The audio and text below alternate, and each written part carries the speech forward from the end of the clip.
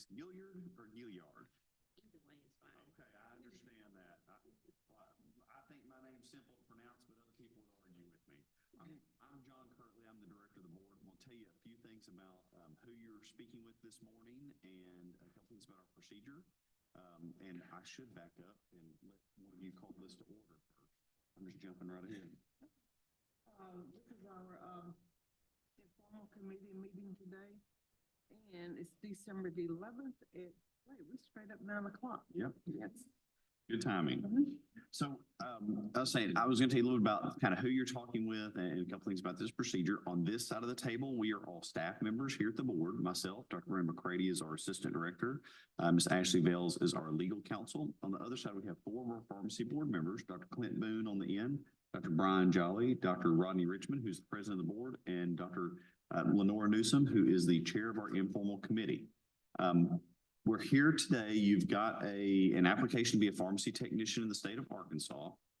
And on that application, you told us that nothing was going to come back on it, but we found some stuff. And the board members are going to want to talk to you about that in just a moment. After they talk to you, they're going to come up with some suggestion for what they want to do with your application. Could be to approve it, could be to deny it, could be to say they'll consider it a later date or table it. We don't know what they're going to say until they make that decision. More importantly for you, you could either agree or disagree with that decision. If you agree with it, then we go forth with whatever they've asked us to do. And if you disagree, then we will kind of explain that you have the choice to either say, forget this and walk away from being in pharmacy, or to request a formal hearing before the board at a later date. Formal hearing is all 8 board members, a hearing officer, a court reporter. We swear everybody in, and it's just a lot more like going to court than, coming in here for a conversation. Yes, sir. So I asked, do you know why you're here today? Yes, sir. Do you have any questions about how this works? You don't have to. But at any point during this, realizing you've never sat in that chair, if you do have a question, by all means, stop us, get our attention, and ask us any questions you've got. Yes, sir. Okay. We'll turn over to Ms. Bales for a brief overview, and then the board members will talk to you about your application.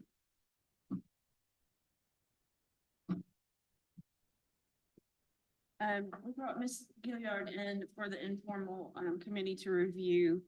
She did not disclose any arrests on her application, but there was one that came up.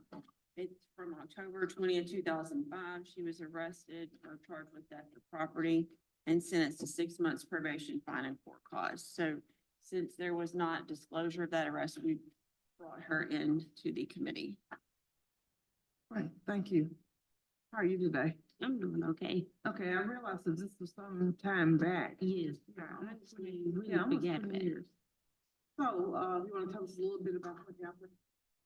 Okay, that's what I said. Honestly, I really forgot about it, but it was back I was in college in Jonesboro, 2005, I was 18. If I'm gonna be honest, just following around with the wrong people. You know what I'm saying? Like, and doing something that I knew better than to do, but at the time it's like, hey, we can do this, it's cool. And I kind of went with it. And it ended up to me becoming arrested because it was like changing the tag on a jacket. So I rung it up. So you know what I'm saying? That's how I ended up getting in trouble for it, because she said since the possession was actually on me, it was on me. Because like, you know how they had a little personal shopper that walk around and follow you in the store. So she seen what happened, and then she was like, well, since you actually checked it out, then you have to be responsible. So, I have to accept my role in it. And I ended up going to jail for 3 days and had to pay her.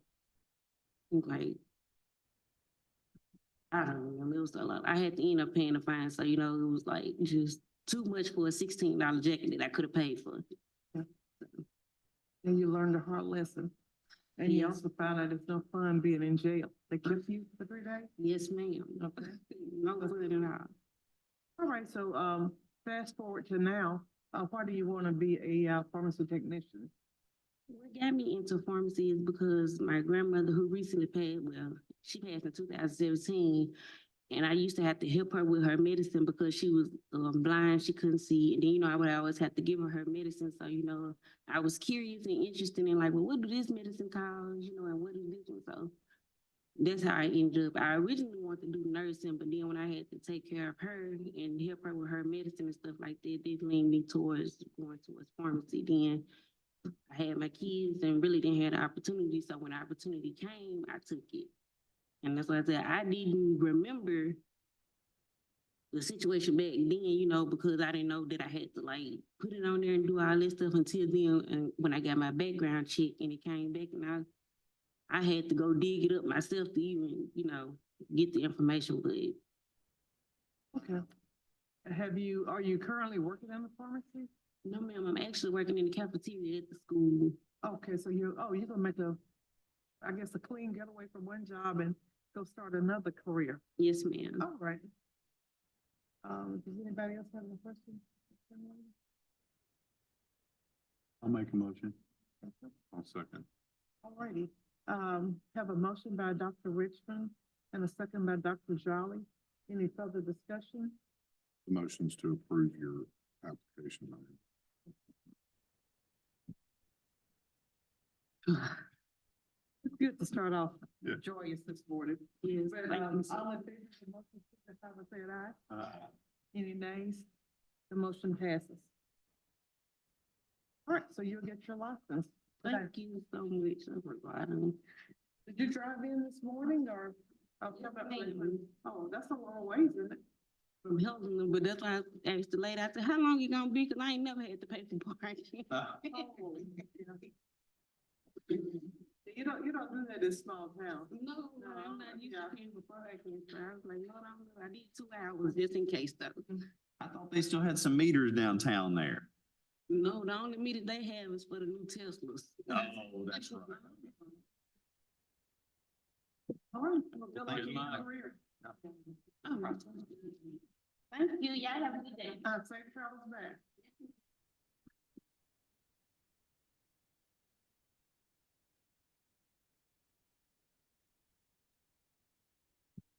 You guys will be interested. It looks like we had 139 people claim credit for the last 2-hour session at Drug Summit. And I think there was about 115 to 20 people in.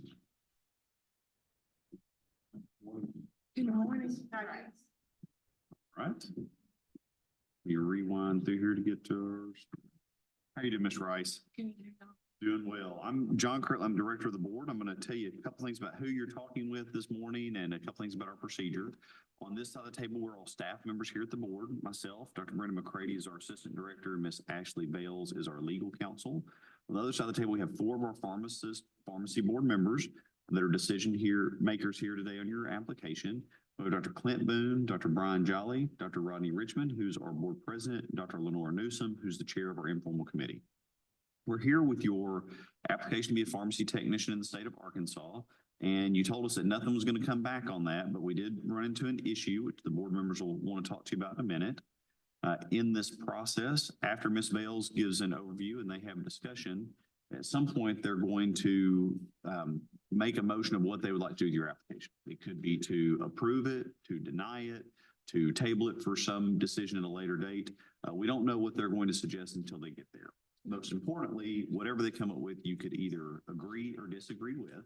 If you agree, we go forth whatever the board members ask us to do. If you disagree, it's kind of your chance to either say, forget this and walk away, or to request a hearing before the full board at a later date. That'd be a formal hearing with all 8 board members, a hearing officer, a court reporter. We swear everybody in as witnesses. It's just a more formal procedure, much like going to court. So I always ask, do you know why you're here today?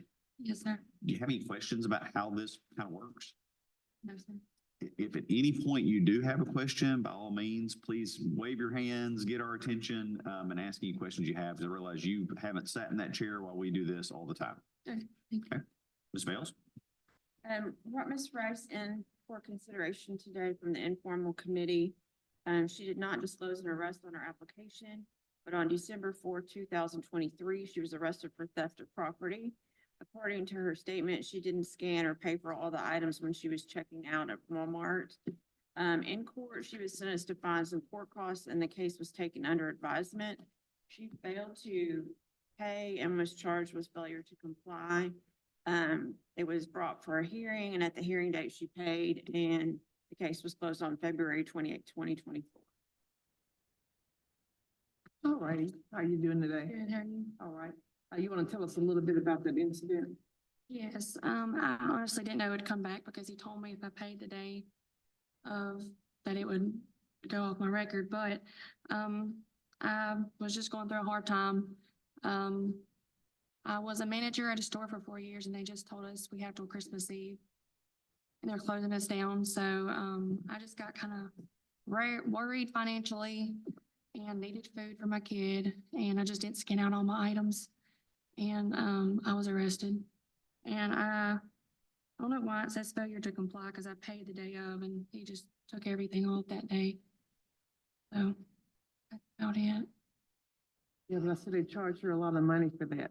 Yeah, it was 1,000 and he reduced it to 500 if I paid that day. That's still a lot of money. Yes, ma'am. So, tell us why you want to be a pharmacy technician. Well, honestly, it's not what I went to school for. I'm still studying. There's a thing in here. I graduated in 2021 as an occupational therapy assistant. I just have a hard time passing my boards. And they're expensive. So I've took it 3 times and I'm like 5 points away every time. So, but, I just needed another job. And, I knew the people and they reached out to me. And I've been working as a clerk it'll be a year in January. And the pharmacist asked if I wanted to be a technician for a raise. And I agreed with him and I just filled out the application and here I am. Yeah, I think it's something that you like. I mean, it's a lot of hard work. It's not an easy job, but it's a very rewarding job. Yes, ma'am. All right. You didn't want to say Why didn't you just mark yes on your application for the question?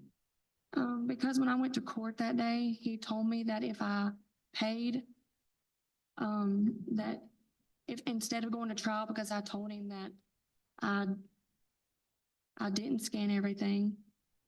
And it was a whole mess. I even had to go back to Walmart the next day because they took out stuff in my buggy that I actually paid for. So he told me that he would take it off my record. And I honestly didn't think it would come up because, I mean, I trusted him. But he told me if I paid that day, instead of coming and waiting a year to keep paying on it, that it would just go away. But that's why I was kind of shocked whenever it came back, so. Where are you a clerk at? At Gammel's Clinic Pharmacy in Crossett, Arkansas. What was the name of that again? Gammel's Clinic Pharmacy. Okay. Yes, sir. who's the pharmacist there now? Eric Schaffner.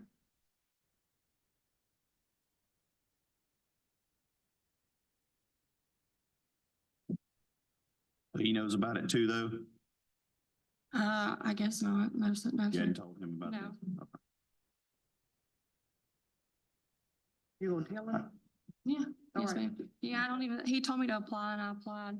I just didn't think it would take this long to get an appointment here because I think I did it back in October, maybe.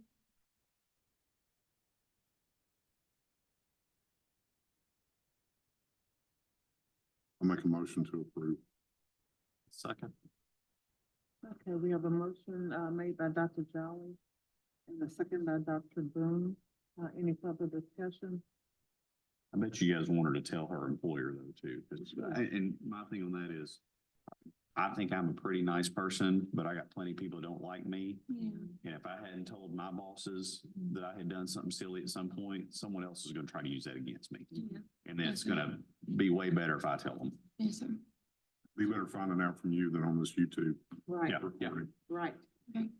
Motion signify by saying aye. Aye. Any nays? It'll be unanimous vote. Just a word of advice, it's always better to be straight up and honest on something, because you'll find that forgiveness is oftentimes a lot easier to come by if you're honest with somebody versus if it looks like you're trying to hide something. Yes, sir. Thank you. And Dr. Schaffner will also be one of those type people. Yeah, he's a good person. Good luck. All right. Careful going home. You gotta drive. Yeah, yes, I Yes. got about a 2-hour drive. Okay. Thank you. Where's CrossFit? Southeast, nothing. On 82? Is it beyond Lake Village? No, it's not as far as Lake Village. Yeah, it's like between Strong and Lake Village, Yeah. A little bit more west. west. Mhm. And You used to pull from Lake Village when I go to, I know. yeah. I'm over in the Delta area. It's a I totally know. different land. I used to be able to ride it. No. Northeast, No, it's south or almost direct east. right? You can like dip down to Strong, but across it's almost straight. Somebody took the agenda that was here for yesterday. Can? Brian did it. Oh, is it not under here? Here you go. Yeah. Is that your special copy, presidential copy? Yes. No, the one I had yesterday had two staples. Oh, it was my error one. Happened. Morning.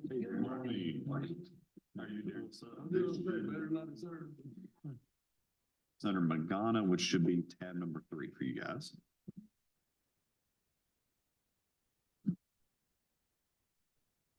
Mr. Magana, if you want to introduce yourself, and I imagine council will too, and then I'll do a quick kickoff for us. So, Magana, I'm here for the informal meeting. Darren O'Quinn from Little Rock on his behalf.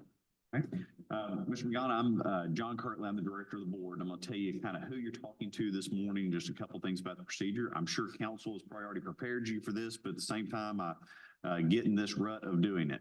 So on this side of the table, we're staff members here at the Board of Pharmacy offices, myself, Dr. Brenda McCready, who is our assistant director, and Ms. Ashley Bales, who is our legal counsel. On the other side of the table, we have 4 of our pharmacy board members, starting the end with Dr. Clint Boone, Dr. Brian Jolly, Dr. Rodney Richmond, who's current president of the board, and Dr. Lenore Newsom, who's the chair of our committee. In this one, your situation is a little bit different than some others, but what I generally do is give a chance and kick it over to our legal counsel just to give the board an overview of what we are here on.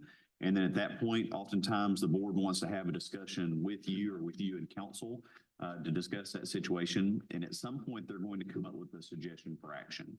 Their suggestion could be, approval. I know on yours, it's basically asking for reinstatement of an intern license. They could vote for approval, for denial, to table it for some period of time, to send it to the full board. We don't know what they're going to do until they do that.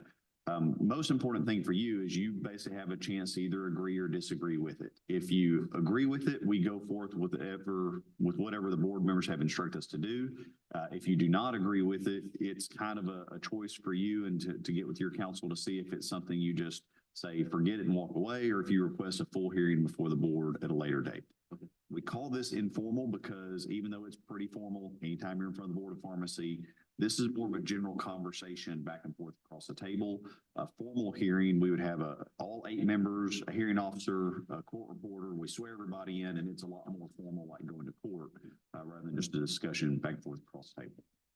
So I was asked 2 things. You know why you're here today. Do you have any questions about how the process works? I think I've got a good understanding. Okay.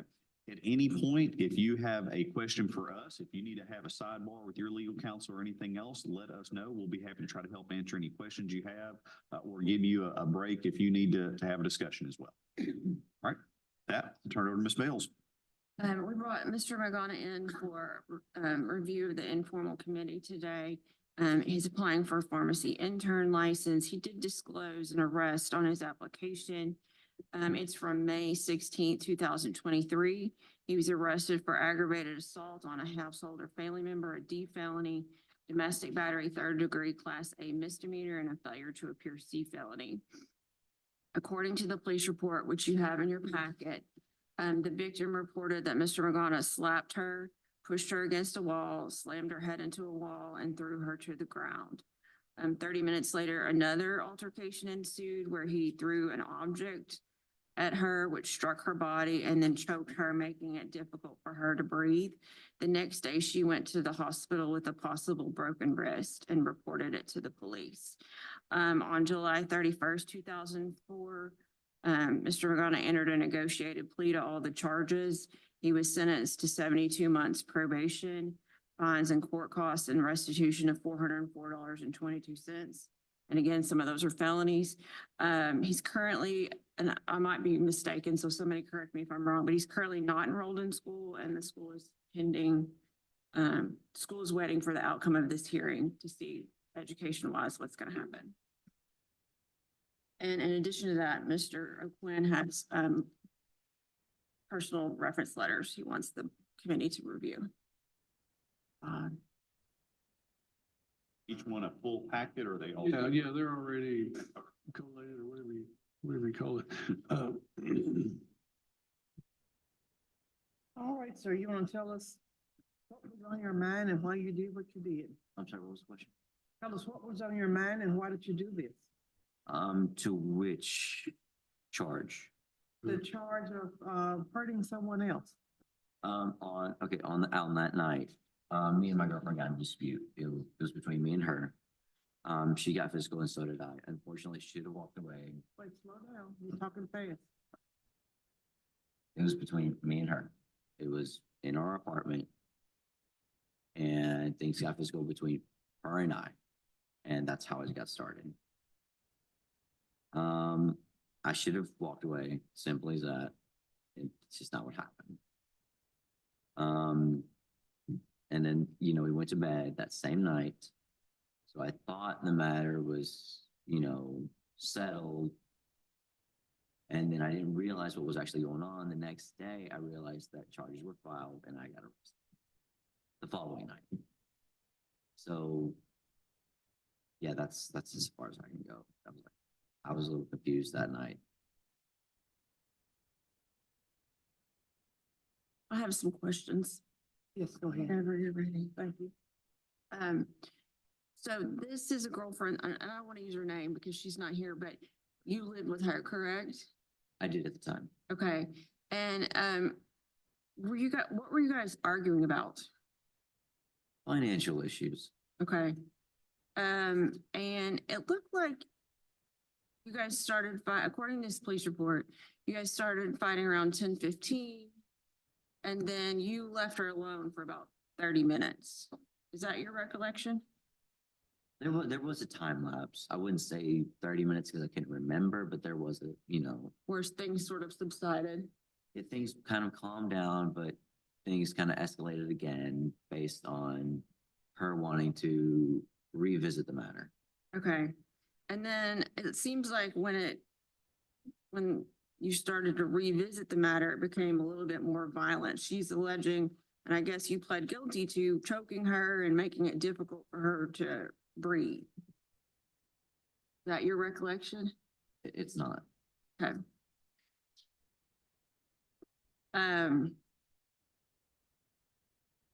Did you see any injuries on her like the police officers did? I did not. Like I said, we went to bed that night, and I felt horrible that the event even happened. And so I went and had my own day the next morning. And then I came back and she was gone and I understood that we completely broke up and that was fine with me. I didn't follow up. I left her alone. I was like, okay, we're done.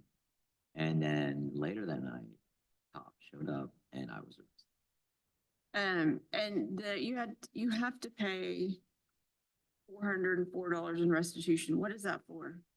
For hospital charges. Okay. And you have a probation officer? Yes. Who's your probation officer? Officer Ross, I don't know his last name, but he's here in Little Rock. And you have to report every month? Every 3 months. Every 3 months, okay. And I guess you're not supposed to have any contact with her? Yes.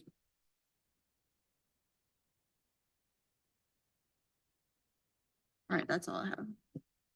Have you been drinking or anything? Ma'am? Have you been drinking? Was No, alcohol involved? no. I think the day. Neither that night. And I'd point out that, just for the record, that he's fortunate, the court sentenced him under the First Offenders Act. And so if he successfully completes his probation, then the court didn't make a finding of guilt or entering a judgment of guilt. I know that doesn't matter to this board, but legally, the court didn't find him guilty. If he finishes 72 months of probation, then it's all expunged without a finding of guilt. Even though the board obviously can consider that regardless. So he has a big motivation to, be on his best behavior the next 5 years. And what he's asking for is the opportunity to complete his school. He's a P3. He's gone through P3, he's in the P4 part of his schooling. And in order to complete that, he needs an intern license. So that's kind of been put on hold pending what the board does. My understanding, the school will take him back, and so there'll be yet another set of eyes on him there. And then obviously when if he passes his rotations, then he's got to, I guess, apply again for his full license, and the board can take another look at it there as well. I think he's asking right now the opportunity to complete his school. But he can't do that without an intern license.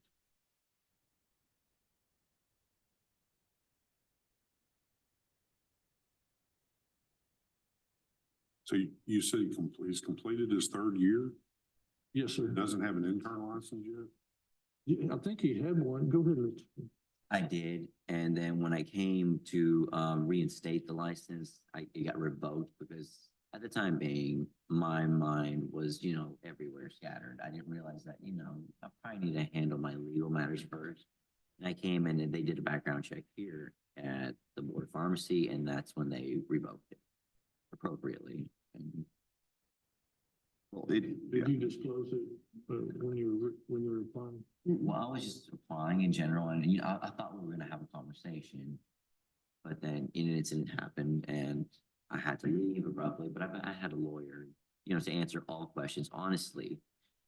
But background check happened, it got revoked, and then I was. That's not not what happened. exactly what happened. So I think that you were pulled out of the College of Pharmacy in part because of what had happened with your arrest and everything. Like you were pulled out of school temporarily, correct? I think so, yes. So, and if I misspeak, please correct me, counselor, but so whenever you are pulled out of school, you're no longer an active student. So your intern license automatically basically goes away. So it's not that it's revoked. It's you cannot have an active intern license unless you're actively enrolled in school. So then when you came up to our office and you started filling out the application, and which keys a criminal background check, but you had an outstanding warrant at that time. Correct. Because I think of the failure to appear. And the problem that puts the Board of Pharmacy staff, you didn't finish the application, you left.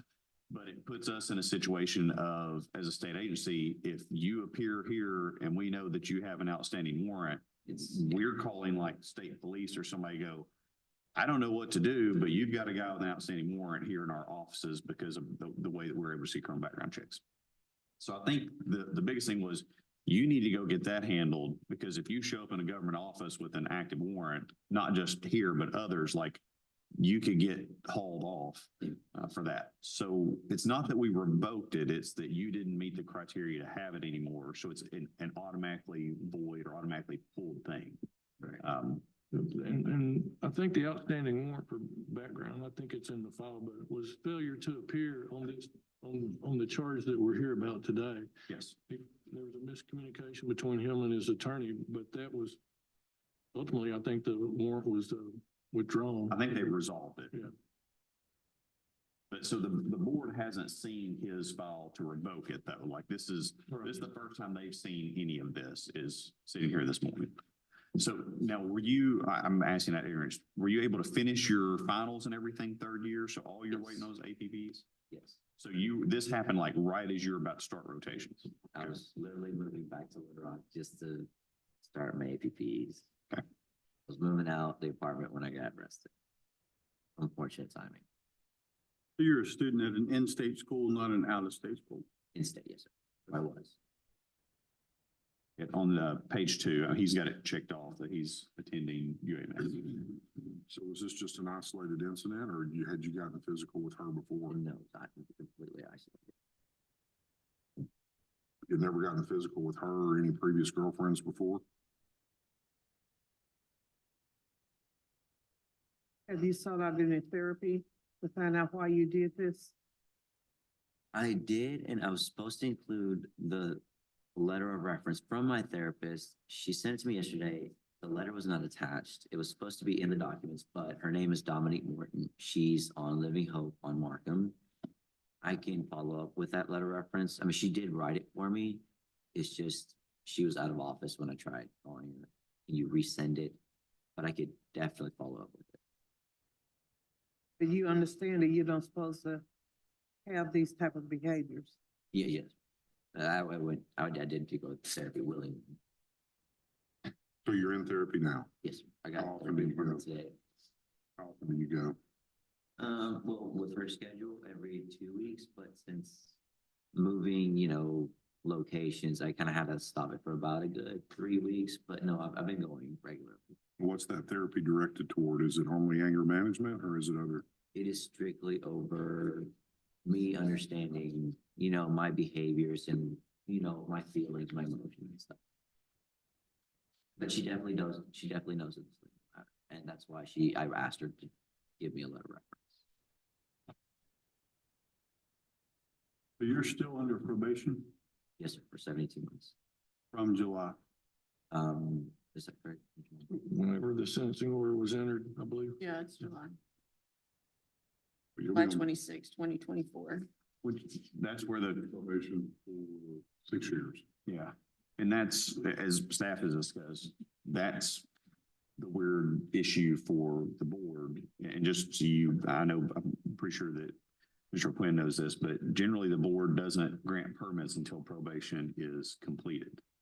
So it's an odd request because you're in a very odd situation time-wise and everything else. Because as I understand it, in 6 years, basically his education would be no good, whatever he's done so far, the 3 years. And that therein lies the reason we're asking the board for consideration there.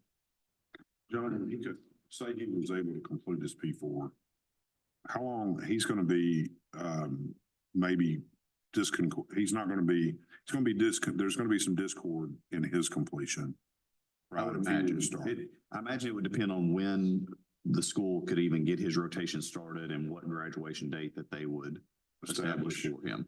I think they told him, John, is that if he could get this approved before May, he can correct, the Alexis can correct, before May, then they can get him in for whatever's coming up the following year. Go ahead and tell them. I think I saw it somewhere, but, Go ahead and explain it. What the doctor, Eshkock Phillip, Yeah. he did say that if we get this resolved by May, that they'll set a new graduation date for me. So I mean, they're definitely looking for me to come back. They would probably look at just putting you in with next year's class then, Yes, or well, 26. enough to get me ready for my PPO. Yeah. Without any kind of, risk for the population. Where are you living right now? Stark City? Right now, 195 Rufus Circle. I just moved in. That's why I You're in haven't Little Rock? here in Little Rock. I just moved here. What are you doing for a job? I work at Positive Green. I work for a moving company, kind of like, it's called, The Shade Above from Cantrell. I work for them, Positive Green. And then, just side job for my father who does constructions. And we keep him busy. What's Positive Green? They do lawn care, lawn Okay. maintenance. No. It could have been either one. But the college hasn't told you you can start rotations like in January if you were to get your, They said strictly May. May's the earliest that you can. May 0. I mean, I think that the safe answer is the college is looking to see if he can get his intern license back, they will work with him. Whatever timing they do, understanding how far ahead they generally schedule rotations is their issue at that point, if he reaches an agreement here.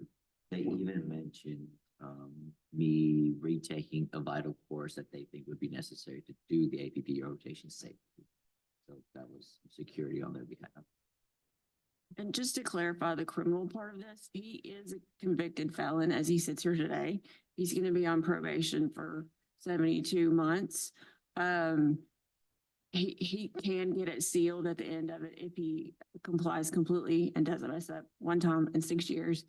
And it would be sealed. Obviously, that's still going to be something that we will always be able to see because the effective sealing doesn't have anything on us, any effect on our abilities because of we're a licensing board. But I'll add just a little bit to that because I disagree. I don't want to argue about it because I think the board can consider the circumstances anyway, but the court specifically said that they were entering, the sentencing order without making a finding of guilt or entering a judgment of guilt. And so that's kind of what we would know as holding it in abeyance and then we're going to watch you.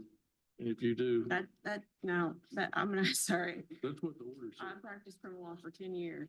And that's not exactly what this is saying, because he has a negotiated plea of guilty that was accepted by the court. And I've actually talked to the prosecutor about this, who had mentioned to me that the victim was very willing to come to court and go to trial on this. So if I ran his criminal record, this is going to show up.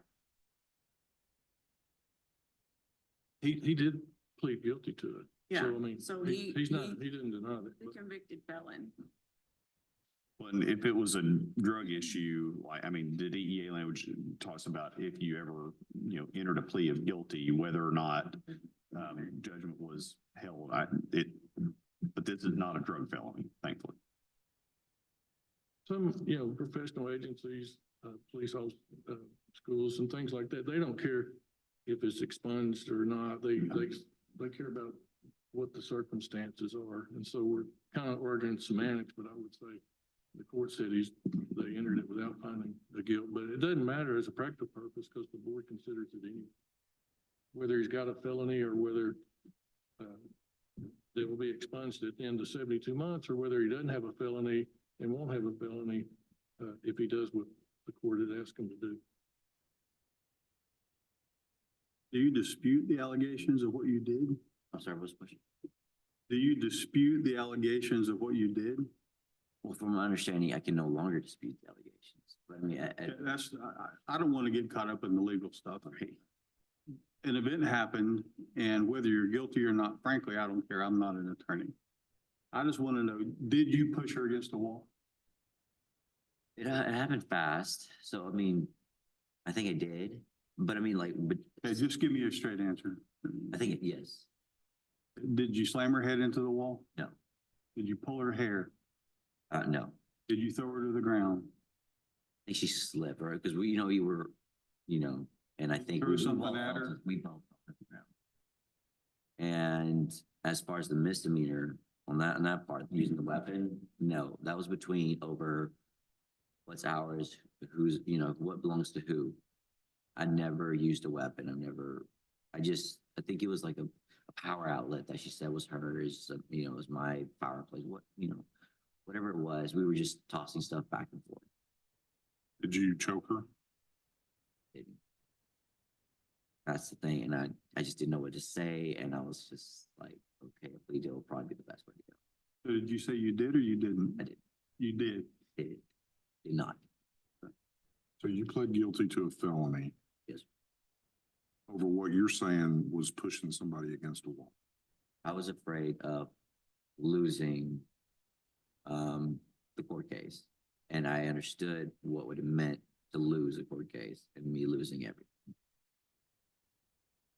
I don't. It was all maybe a bad decision on my behalf. That's just the way I felt. If his rotations are not going to start until May, I'm almost inclined to want this to go to a full board in February. To get a full Yes, sir. full decision from the entire board. Looking at my fellow board members. What I was and see. thinking. I just assumed maybe he was gonna jump in the rotation cycle, but if he's not gonna do that until May and our formal board hearings is in February, I would think based on the outcome of that, if the decision's positive for him, there's still plenty of time to get him going. Would you like to hear, I can subpoena the alleged victim in this case, if you'd like to hear from her, since there's issues about the facts.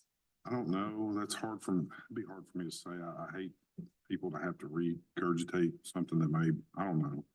I mean, I can reach out and talk to her and see if, Okay. I don't want to, Yeah. like you said, traumatize her, but according to the prosecutor, she's very willing to follow through with all this. Yeah. I think we've got he pled guilty to it, and personally, I don't need to hear that and put it out on YouTube, but, you know, the facts are there when I read through it.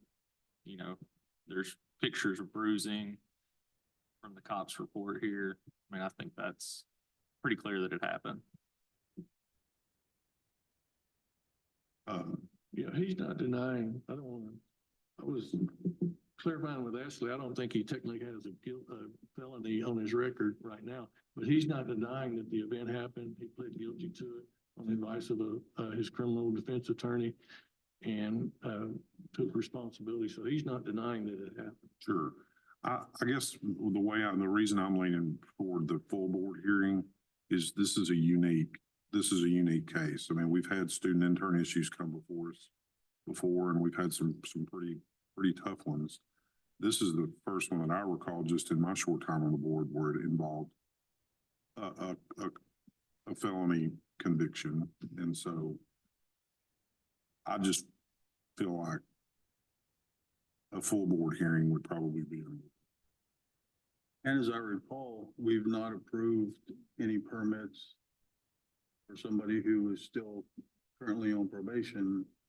And even in cases where it's close, we put those off until the next meeting to win that. That's a great point. To show that it has been resolved. And then we've granted, so I'm not aware of a single permit we've issued in my experience that for somebody who's been on probation. And certainly not 6 years, of which we're only 3 months into. Yeah. Now, I don't want to leave you with the impression that I'm saying let's kick it to a full board so a bunch more people can tell you no. What I'm saying is it's unique in the sense that maybe there needs to be a full 8-member hearing on this. The probation period is unique as well.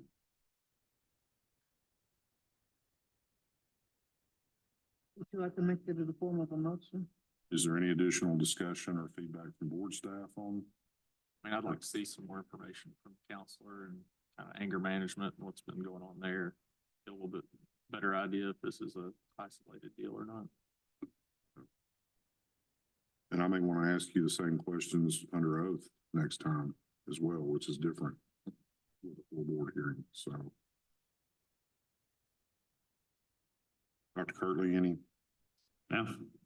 Ms. Fails?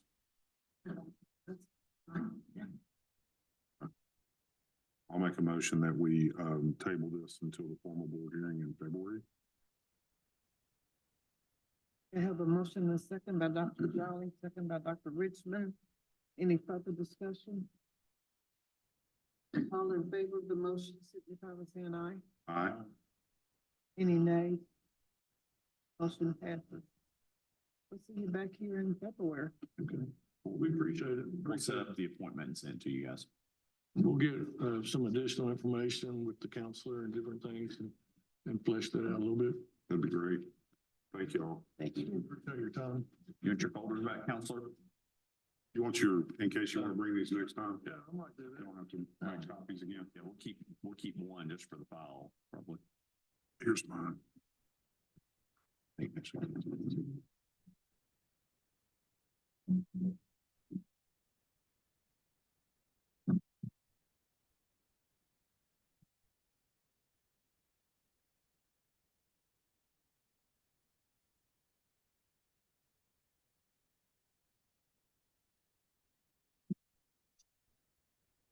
Encourage you to stay in your sessions and, you know. Oh, yeah. For the next 3 months. I'll be here. See you there. Thank you, guys.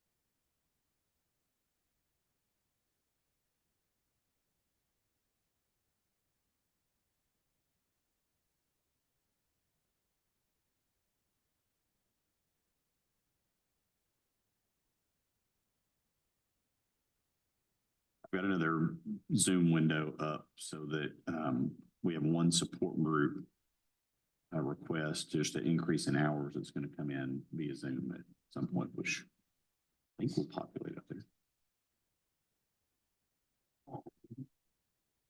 No.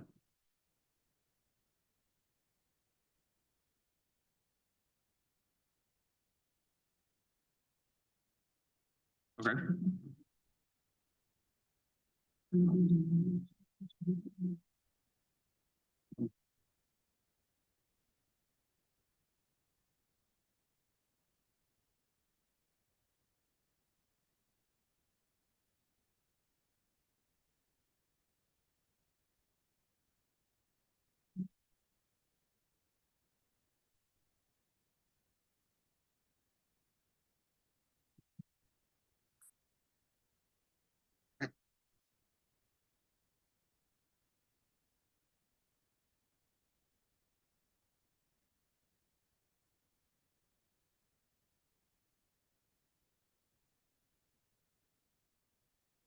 Morning. Morning. You guys want to introduce yourselves, and then I'll tell you just a couple of quick things, just a reminder about how the process works and who are you talking to today. Okay, I am Eric Silverman. I'm the Vice President of Technical Services for Matrix Care, and I handle a lot of the integration teams and all that deal with integrating pharmacies into our software. Okay. And I'm Mary Rubel from Matrix Care. I'm the Senior Pharmacy Analyst that also handles all the pharmacy integration pieces. Okay. So, it's at the very top.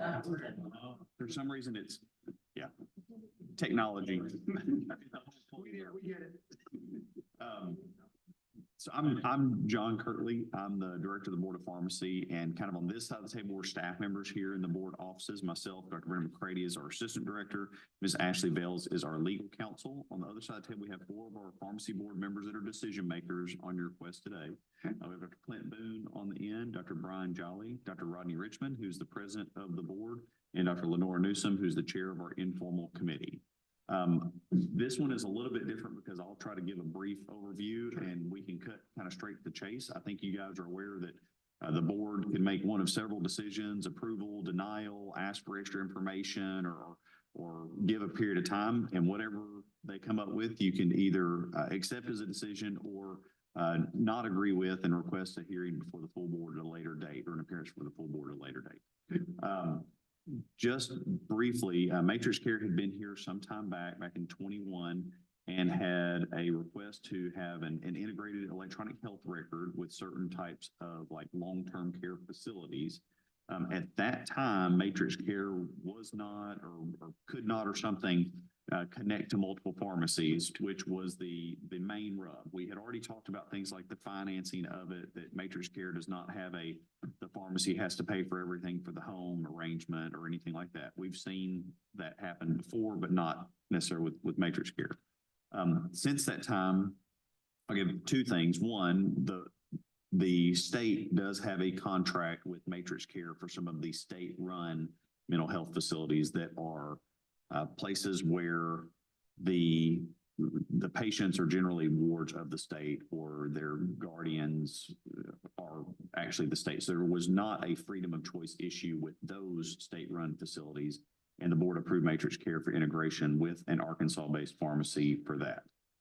Matrix Care has sent us information, and they actually sent us some screenshots to show how they do have the ability now to connect with multiple pharmacies for a single facility. You'll see in there. You guys may want to take a couple minutes and look at that. So because they were denied before, the board has always instructed staff that requires an in-person appearance for reconsideration of those, although the board did go ahead and give an approval for the state facilities at our last board meeting.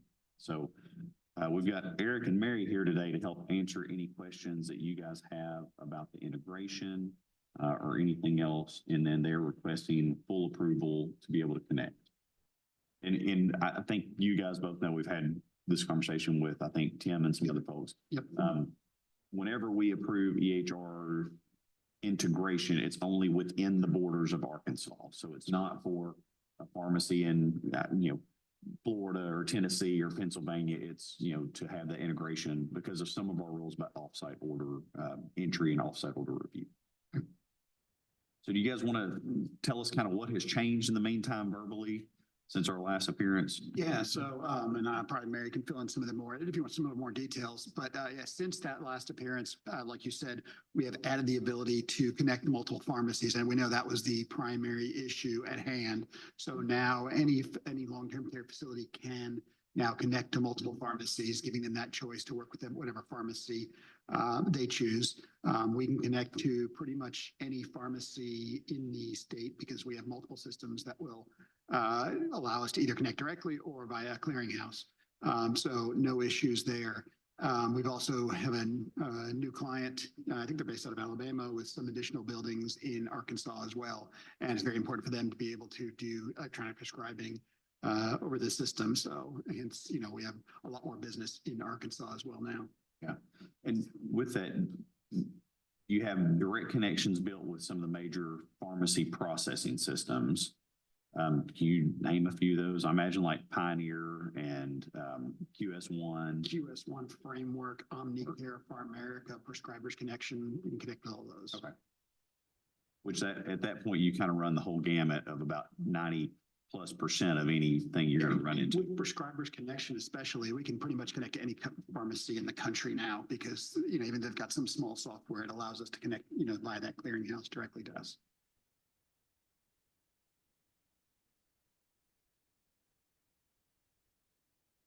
Well, tell me again, just real quick, high level. Your system is what the nursing home use or the long-term care facility? Correct. And you're able to connect with the pharmacy systems in order to kind of integrate the medication administration record, Correct. the patient's profile. Correct. Correct. We call it ADT, admission, discharge, and transfer information. So we can send all that information to the pharmacy and we can send the orders there and they can fill the orders and send them back to the facility. But it's patient's freedom of choice. They would say, I want to use so-and-so pharmacy, and patient over here may say, I want to use this pharmacy. And so you're just integrating between their chosen pharmacy. Correct. Okay. Yeah, one of the big things for some of these homes, and I'll give 2 points. One, for any Medicare A beds where they select the pharmacy, generally that pharmacy would obviously have a connection. The patient who is a private pay patient could still choose a different pharmacy that may or may not have a connection, but they are open to helping that pharmacy get a connection to do that. Many of the second point is kind of for the long-term care facilities, what they generally oftentimes are really looking for is if it is interconnected, then whatever the order is that is sent to the pharmacy and is put in the pharmacy system is an exact copy in the EHR instead of there being some type of disconnect. So many of these systems, and I can't speak for Matrix Care, but one of the things that they really appreciate is that when the pharmacy inputs the order as received from the prescriber, it is fed therefore into the EHR at the home. So it is an exact copy instead of there being any argument of, is it every 4 hours or every 6 hours or every 4 to 6 hours? You should not have that miscommunication between the systems. So is it a two-way interface or is it just go one way? We can do a two-way or a signal from the pharmacy to us only, or back and forth. So we have both options. We call it PCOE, pharmacy-centric order entry, which is one way, and then e-prescribing, which is both ways. So it's probably more often, correct me if I'm wrong, it's more often than not the pharmacy's receiving information Correct. from Matrix. Correct. If it's skilled nursing, that's the most common way. If it's assisted living, it's more often the other way. But I don't know if this, that affects, but that's why we can do both those care settings, as we call it, in that space. So what would happen, e-prescribing systems downtime? Well, maybe not Matrix Care's down, but for whatever reason, the provider calls the prescription directly to the pharmacy. The pharmacy enters the information. Does that then flow back to Matrix Care to keep an accurate mark? The facility can actually create the order in Matrix Care from that dispense message from the pharmacy, or they can enter the order, say it was down for a few hours and I need to document my administration now, they can still manually enter that order. It'll be on a failure page so they can resend it to the pharmacy electronically. But in the meantime, they can also associate that information received from the pharmacy to that order on Matrix Care. So we have all of the resupply numbers and RX numbers and barcode values and things like that. What happens if you run into an issue where maybe a SIG doesn't cross correctly, or do you ever run into that issue where maybe you don't receive it in a good format from the pharmacy? Are there ever any issues like that? So that's more with the pharmacy centric, where there can be some disconnect. We do have a mapping table that we set up, and if there's that particular SIG is not mapped, then we still accept that order and the facility can actually update the SIG to create the administration. So Okay, so the it doesn't facility just has fall on to the fix the, floor. facility has the ability to. Yes, yes. And during our implementation of that, one of the things that Mary and team worked on is making sure all those SIG codes map. But obviously, there's always something, but they have the ability. And some other really difficult SIGs, like take it twice a day, 3 times a week for 3 weeks, that can get a little complicated. So Right. we allow the facility to make the adjustments. Okay, thank you. So how does the setup differentiate in-state versus out-of-state pharmacies for the two-way? For like offsite order entry, if you did have an out-of-state pharmacy, how does your setup differentiate those two? We would actually, each pharmacy has its own setup within Matrix Care. So we have a way to know who you are by the NCPDP from the pharmacy and the MPI. And so we have setups to be able to direct and know that this is a valid order from this pharmacy. I think the question is more, because Arkansas limits it to in a pharmacy within the state, it's making sure that you don't map, the Alabama pharmacy to the facility in Arkansas, even though the facility might be owned in Alabama. It is a, Arkansas facilities, Arkansas-based pharmacies, which we inspect and have oversight of. Yeah, so that would all be part of the pharmacy setups within Matrix Care, the ones that have credentials are the ones. I think what you're saying is you wouldn't set up an out-of-state. You have to vet that based on Arkansas law. Correct. So you wouldn't set up a pharmacy in Tennessee across the state line. No, in correct. your That's a system requirement for in order to Arkansas. follow Arkansas state. Correct. Absolutely. And we can flag in our implementation, in any Arkansas implementation, we can flag that during setup that, hey, this is a requirement in Arkansas. It must be an Arkansas-based pharmacy. That has caused us some interesting discussions with the state when they're putting something out for bid and trying to explain that you can put this out for bid, but if it's an Arkansas pharmacy, then you can have an integrated EHR to do the offsite order entry versus you aren't going to have that benefit if it's someone out of state, because we don't allow that offsite order entry over state lines. So it's trying to explain that and show here's this rule and here's this rule, and most of the EHR companies should already know that, but This sounds like, this sounds very similar to the ones we've approved. yes, I would say that they have gone back and the issues that the board would have had previously have been resolved, and, staff has no other qualms about the board approving it. If there's no additional questions or discussion, I'll make a motion to approve. Second. I have a motion to approve by Dr. Jolly and a second by Dr. Boone. Any further discussion? All in favor of the motion signify by saying aye. Aye. Any nays? Motion passes. So we've got meetings all day today, but we'll send you basically a letter reflecting the approval for Matrix Care so you guys can proceed. Thank you guys for coming in. Thank you. Thanks so much for your time and having us down here and letting us talk to you about it. So thank you. Thank you.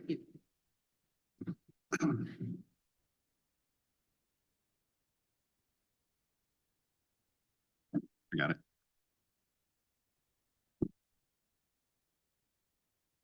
So Brian, can you hear us?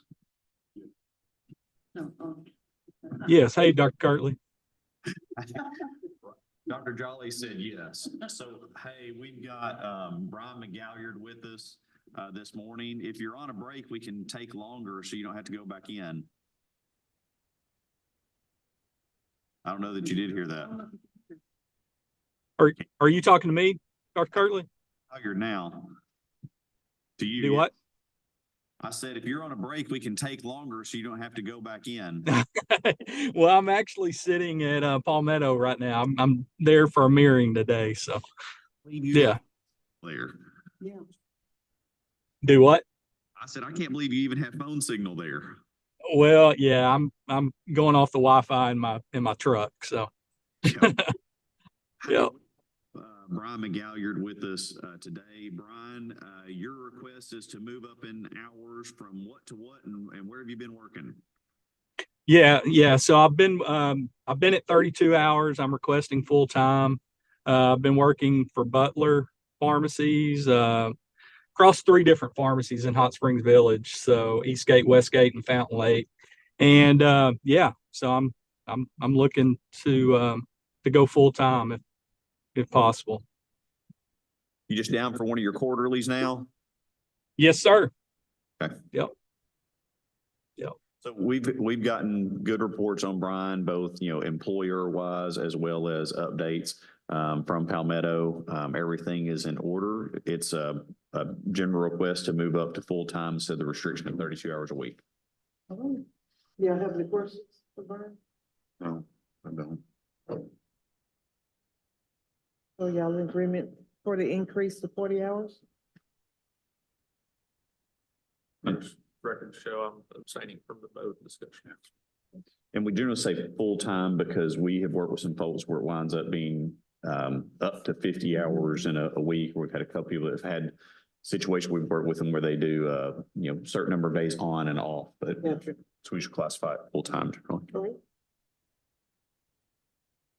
I have no concerns. I'll make the motion to approve. All right, sir. Second. Okay, you have a motion by Dr. Jolly, the second by Dr. Richmond, that we move Brian to full-time position. Any further discussion? All in favor of the motion, signify by saying aye. Aye. Any nays? The motion passes. I'd like to make for the record that Dr. Boone recused.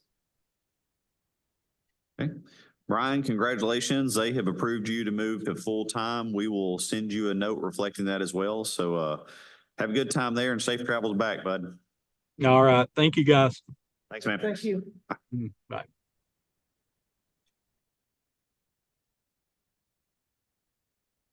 Okay, is everybody good? Is Miss Jones here? If not, we can take a comfort break if you Yeah, I'll need get you to. some more batteries too. Let's see. She's out there. They're running low. Yeah. If you mismatch them, they do not work well They don't together. work. Nope. Miss Jones had a flat tire. Okay. Okay. And take a, An emergency period. okay. But, Is it Debbie going to be on there?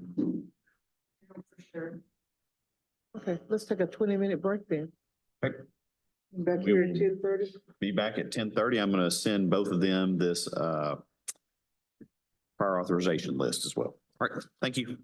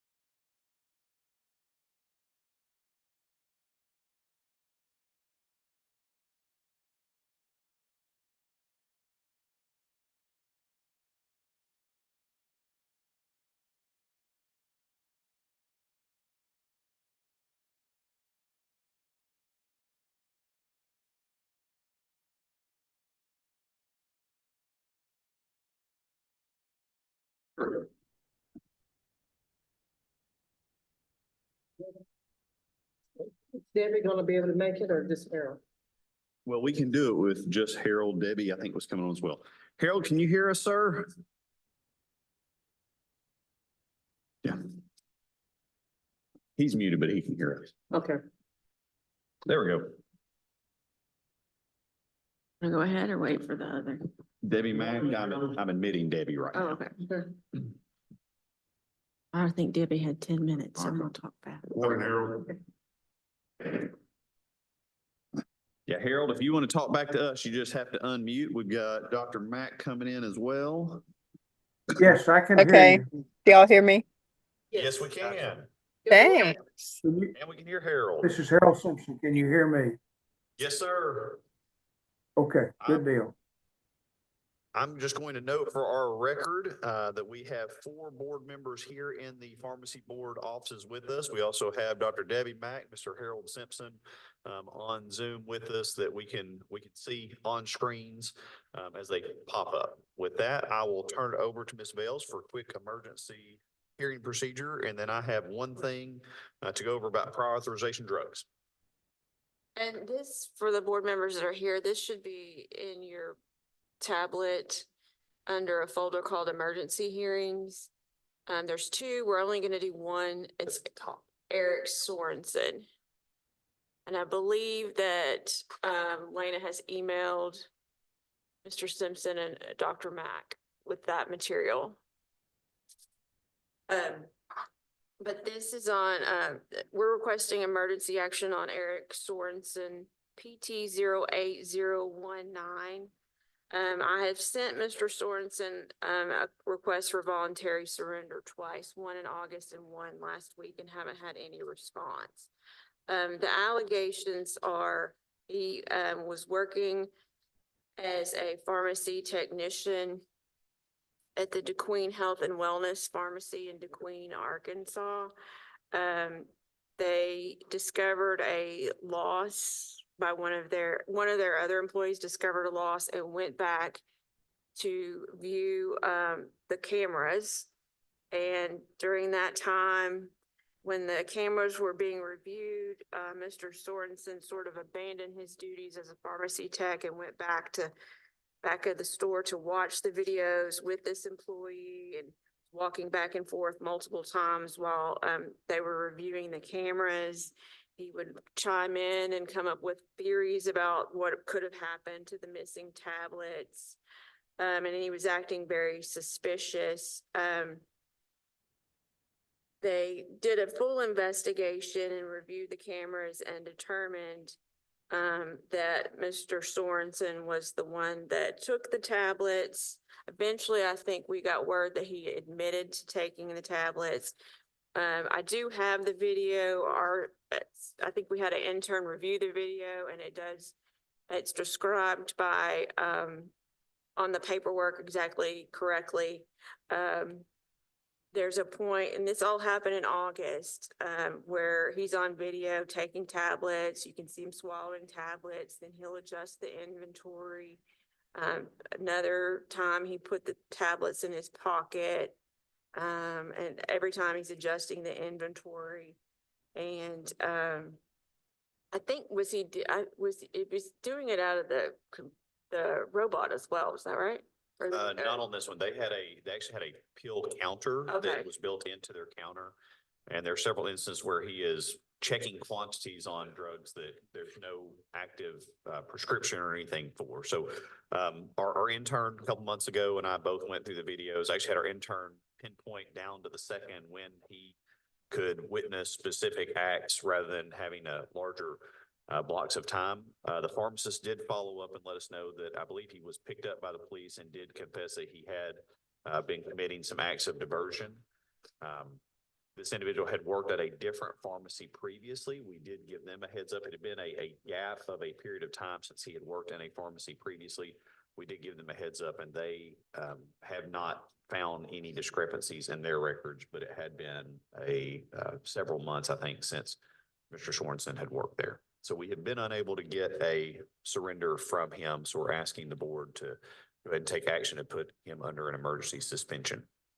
Yeah, and the full report is there for you to review, but based on these allegations and our sort of review of the video by our staff, we feel like that the health and safety of the public is at risk if Mr. Sorensen's able to practice as a pharmacy technician. So we would like to ask that his license be suspended.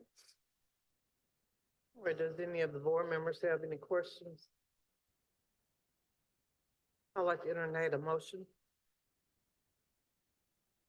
I'll make a motion that we suspend his license on an emergency basis. Second.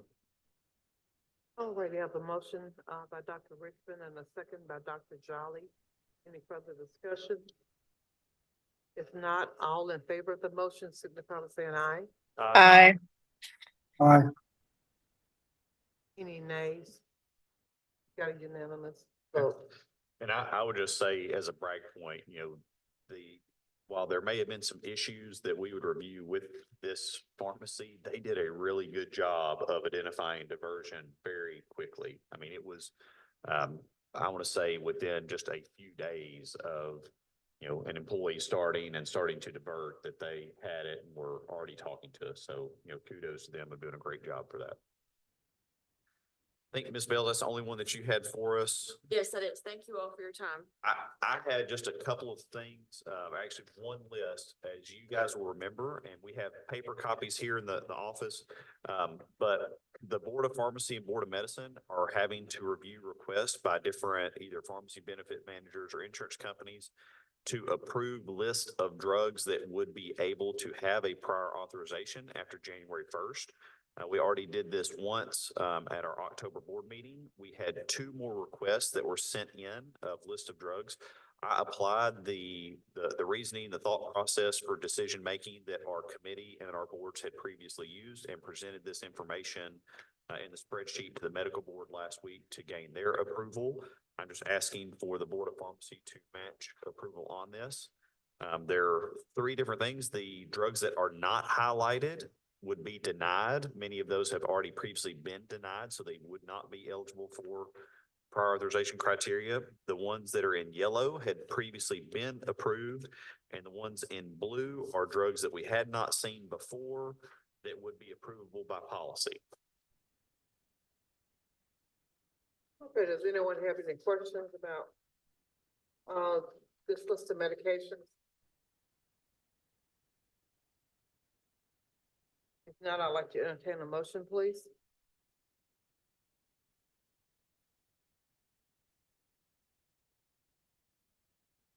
Make a motion to approve as presented. Second. Okay, I have a motion by Dr. Boone and a second by Dr. Jolly. If no further discussion, all in favor of the motion signify by saying aye. Aye. Any nays? The motion passes. Guys, that is all we have for you. Thank you so much for joining us today, and hope you have a wonderful Christmas. See you. Thank you very much. Thank you. All right, bye-bye.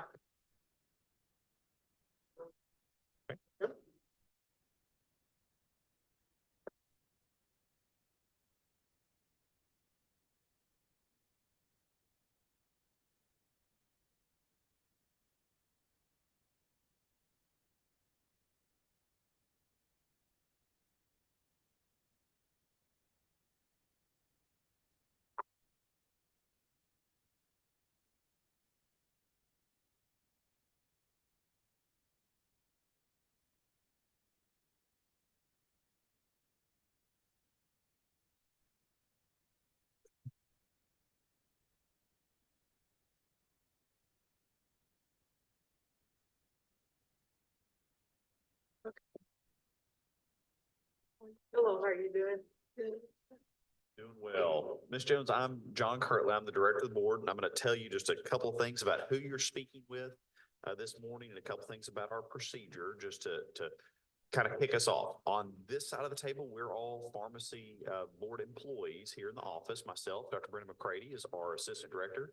Miss Ashley Bells is our attorney here in the board offices. On the other side, we have 4 of our pharmacy board members that are decision makers on your application today. We've got Dr. Clint Boone on the end. We've got Dr. Brian Jolly, Dr. Rodney Richmond, who's the president of the board currently, and Dr. Lenore Newsom, who's our chair of this informal conference. We're here today. You had submitted a pharmacy technician application. You told us nothing was going to come back, but then we found something, but they'll want to talk to you about in a minute. So what we usually do is I'll have Ms. Bales give an overview of what we found, and then the board members will just have a discussion back and forth across the table with you. And at some point, they're going to suggest what they want to do with your application. They could suggest to approve it, to deny it, to table it for decision at some other time and place. We don't know what they're going to say until they do. But most importantly, you have the opportunity to either agree or disagree with it. If you agree, we go forth with whatever suggestion they have for us. And if you disagree, it's kind of your chance to either say, forget this and walk away from it, or to request a hearing before the full board at a later date. We call that a formal hearing. I realize it's pretty formal to come in here anyway, but a formal hearing has all 8 board members, a court reporter, a hearing officer. We swear everybody in as witnesses, and it's more formal like if you go to court. So I ask you 2 questions. Do you know why you're here today? Yes. Do you have any questions about how this works? No. Okay. You just explained it. You can change your mind on that one anytime you want. So if you've got a question about something that's going on or need to clarify something, by all means, interrupt us, wave your hands, get our attention, and ask any questions you got. We'll do our best to help answer it for you. Ms. Bales? We asked Ms. Jones to appear before the informal committee members today. She did not disclose any arrests on her application, but after her criminal background check, one incident came back from 1997.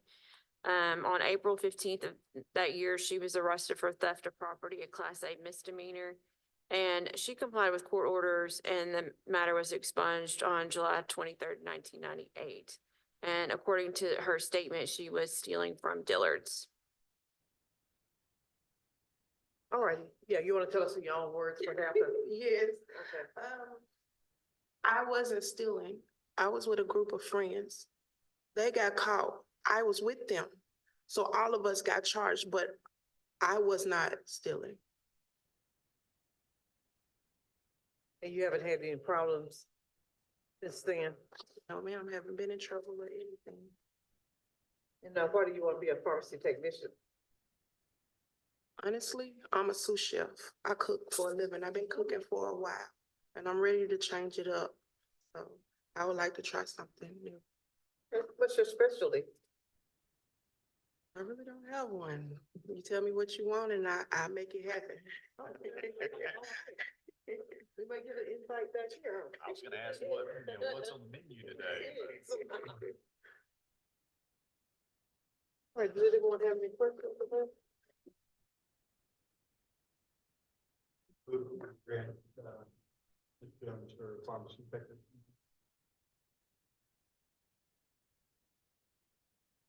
Second. Okay, we have a motion by Dr. Richmond and a second by Dr. Boone. Any further discussion? If not, all in favor of the motion, signify by saying aye. Aye. Any nays? Unanimous vote. Thank you. Good luck. All right. Thank you. We'll get you. You'll have to renew since it's the very end of this biennium, but they'll tell you about that up front. Okay, yeah, have a great day. Absolutely. Thank you. So do I wait, go out there and just sit back down? She's going to take you out there now.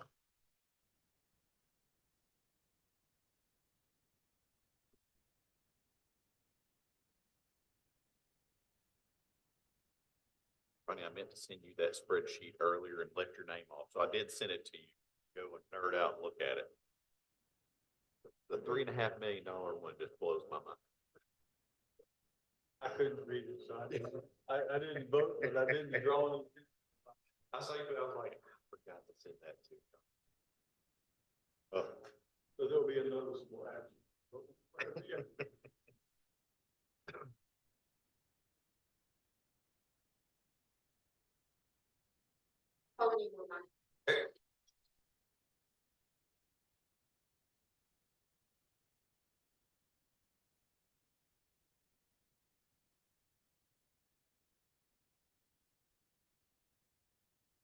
At our table's gotta be. I'll do it in a second. Right.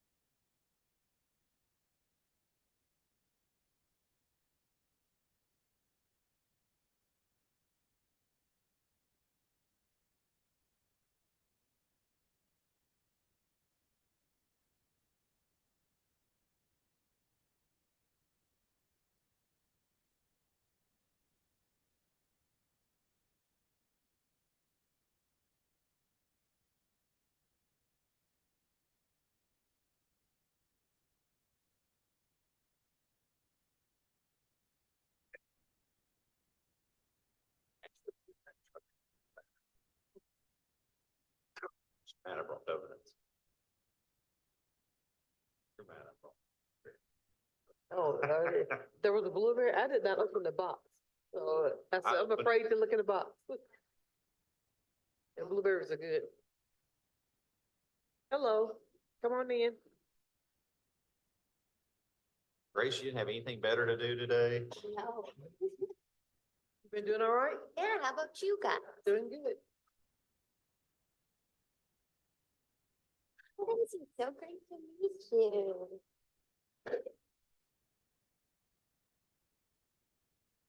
Right, what do you want?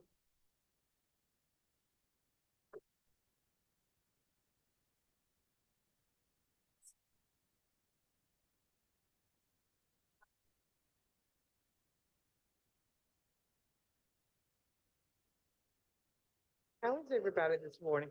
Good morning. Doing all right. Good morning. Morning. Everybody ready?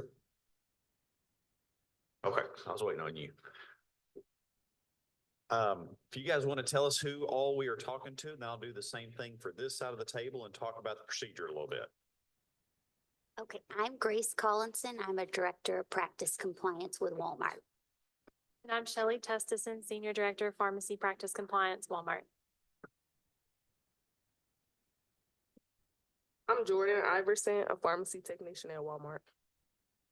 I'm Laura Cole. I'm a pharmacist at Walmart. And, Shelley, we saw you try to sit in the back and then realized you had to come up. So give you a hard time about that. My stuff back there. There you go. So I'm John Kirtley. I'm the director of the board. I'm going to tell you kind of who all you're talking to this morning. On this side of the table, we are all staff members here in the Board of Pharmacy offices. Myself, Dr. Brenda McCready is our assistant director here in the office. Ms. Ashley Bales is our legal counsel in the board. Dr. Lindsay Tankersley is one of our pharmacy board inspector investigators. On the other side of the table, we have 3 of our pharmacy board members here. They're decision makers for this informal conference. On the end, we've got Dr. Brian Jolly. We have Dr. Rodney Richmond, who's current president of the Board of Pharmacy, and Dr. Lenore Newsom, who's the chair of our informal conference. In this procedure, the way it usually works is we will turn it over to our legal counsel, and they'll just kind of give an overview of what is going on and why we are here. Oftentimes, it would include possibly one of our inspector investigators give a description of something that was found either on inspection or with a case or something along those lines. At some point, then the board members are probably going to either want to talk to either our staff or to you guys for their explanation and discussion of what happened. And at some point, they're going to say, here's what we would like to suggest as an answer of action, what we'd like to do with this. The most important thing for you guys is that whatever the board members come up with, you have the opportunity or will to either agree or disagree with that. It's not a decision you have to make sitting right there today. Oftentimes it'll be something that we will reduce to writing and then send to you so that if there are any questions or clarifications needed, it gives a chance for that interchange. If you agree with what they ask us to do, we go forth, either reduce it in writing or proceed however they ask us to. If you do not, and the board has asked for some action that you don't want to agree with, then usually that would punt it to a full hearing at a later date. We call this informal because much like mediation, we are having a discussion back and forth across the table. If it is a formal appearance before the board, generally you have the full board at this table, a hearing officer and a court reporter instead of me or instead of Dr. McCready sitting up here, and we swear everybody in as witnesses, and it's just a more formal procedure, much like going to court. So I always ask, do you guys know why you're here? Yes, Do you yes. Can I get my water? Do it. Sorry, can I get my water? Yeah, absolutely. Other question, do you have any questions about how this procedure or anything works today? No. Okay. If that changes, if you guys need to have a head-to-head and talk to each other or something at one point, if you need a break, please let us know. We'll try to help answer any questions that you have. If you need to take a break or need to have discussion, we have some space that we can also give you for that. With that, I will push over to Dr. Vales, Dr. Vales, Ms. Vales, Counselor Vales. We give you all kinds of titles today. There is an order notice of hearing in your packet. We're not making specific findings of fact based on that order notice. I'm going to defer to Dr. Tankersley to present this case since it's a med error and she did the investigation.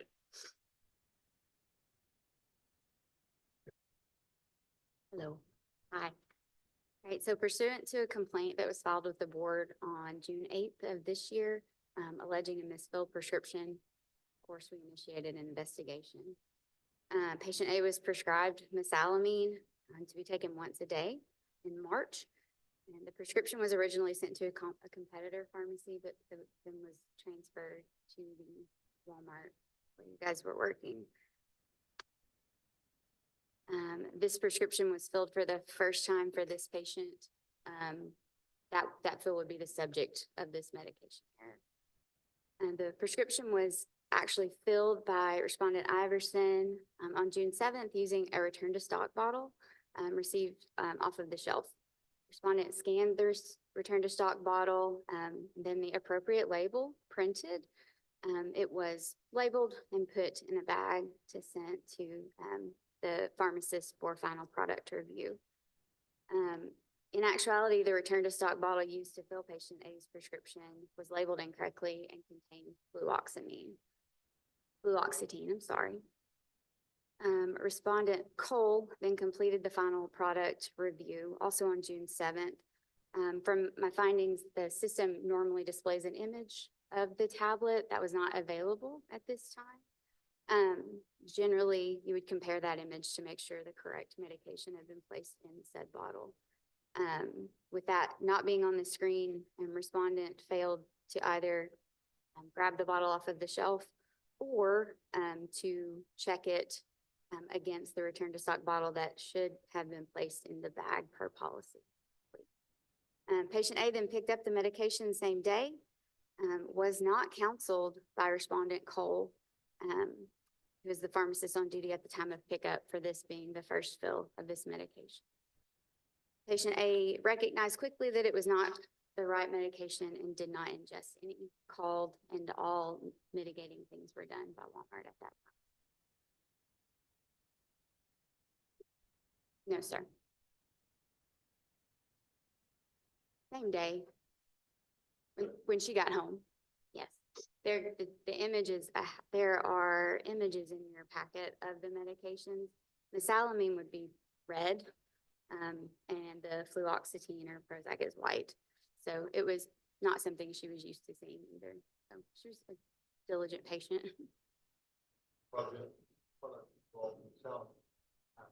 Yes, sir.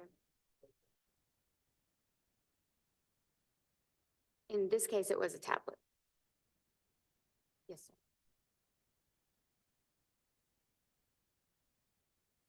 Yes, sir. The crux of the issue is that the return to stock bottle was labeled incorrectly.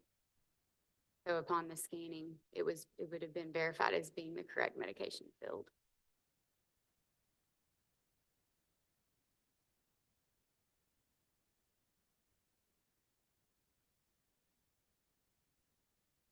Does anyone have an explanation of what happened? Yes, we sure do. I actually have a statement I'd like to read, since I consider this my responsibility and my sole responsibility. I understand that there was, an issue with return to stock and image. I don't consider that an excuse. So I'm gonna take the lead if that's okay. And That'll be thank fine. you. Go ahead. To the State Board of Pharmacy. Last June, a patient came in within 10 minutes of closing to pick up a transfer medication. It was not filled yet. I let the patient know it would be ready the next day. I based that on the current line of patients and proximity to close time. The patient began to express extreme dissatisfaction with this fact. And keeping this in mind to avoid complaint, I told her we would go ahead and get it ready prior to close. Unfortunately, a series of errors ensued. As I hurried through, I did not catch the errors.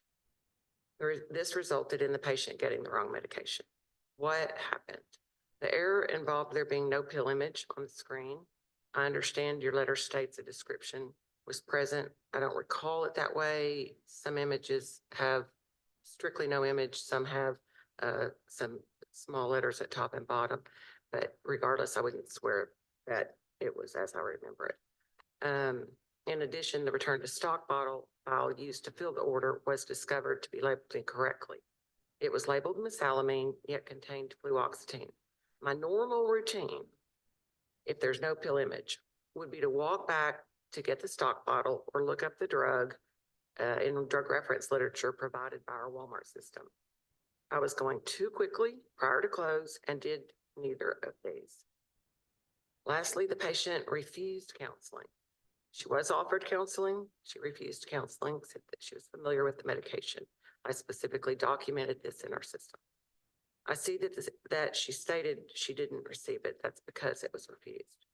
I specifically documented this at the time. Counseling is the last step to discuss familiarity with the medication and catch errors. I've caught several errors at this stage, not specifically my own. Let me be clear. I'm not blaming the patient. I'm just stating the events that occurred. All this resulted in the patient receiving a bottle labeled mesalamine, which had fluoxetine in it. What should I have done differently and do differently now? I believe my biggest mistake was going too quickly, rushing through the process. I've intentionally slowed down, especially on late day orders. Also, after the error, I suggested a process change to Dylan, my market director. To help reduce the opportunity for this error, he approved the idea and immediately instructed us to put into effect a new procedure of getting 2 sets of verification initials on the return to stock vials. This provides a double verification system on the contents of the vial. One set is from the technician processing the return, and one must be from a pharmacist on duty verifying the contents of the bottle are correct. Walmart takes safety very seriously, and this is a major reason that I'm so proud to work with them. I have reread the Walmart policy on visual verification. I've also been working on CE regarding medication errors. I've completed prevention and management of medication errors and medication error prevention. I have these certificates with me today if you'd like to see them. This error is serious. It's embarrassing. It's mine and mine alone, regardless of contributing factors other than the error itself, which I regret. The other thing I regret is that one of the best technicians I know, Jordan Iverson, is caught up in my net. There's nothing Jordan Iverson could have done differently in my mind to prevent my error. I regret the error. I apologize publicly to the patient. I take seriously, I have attempted to make changes that can prevent this error in the future. My biggest lesson is to slow down.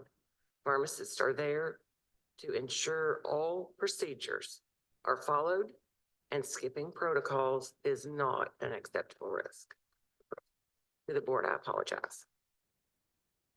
Thank you.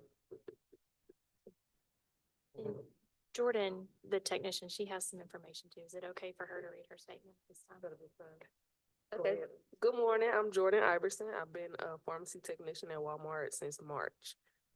In June, patient A received the wrong medication because the return to stock bottle I was prompted to fill the prescription with contained the wrong medication inside. The amber vial from 10-day returns was labeled incorrectly as the RTS label read mesalamine, although the pills inside were fluoxetine.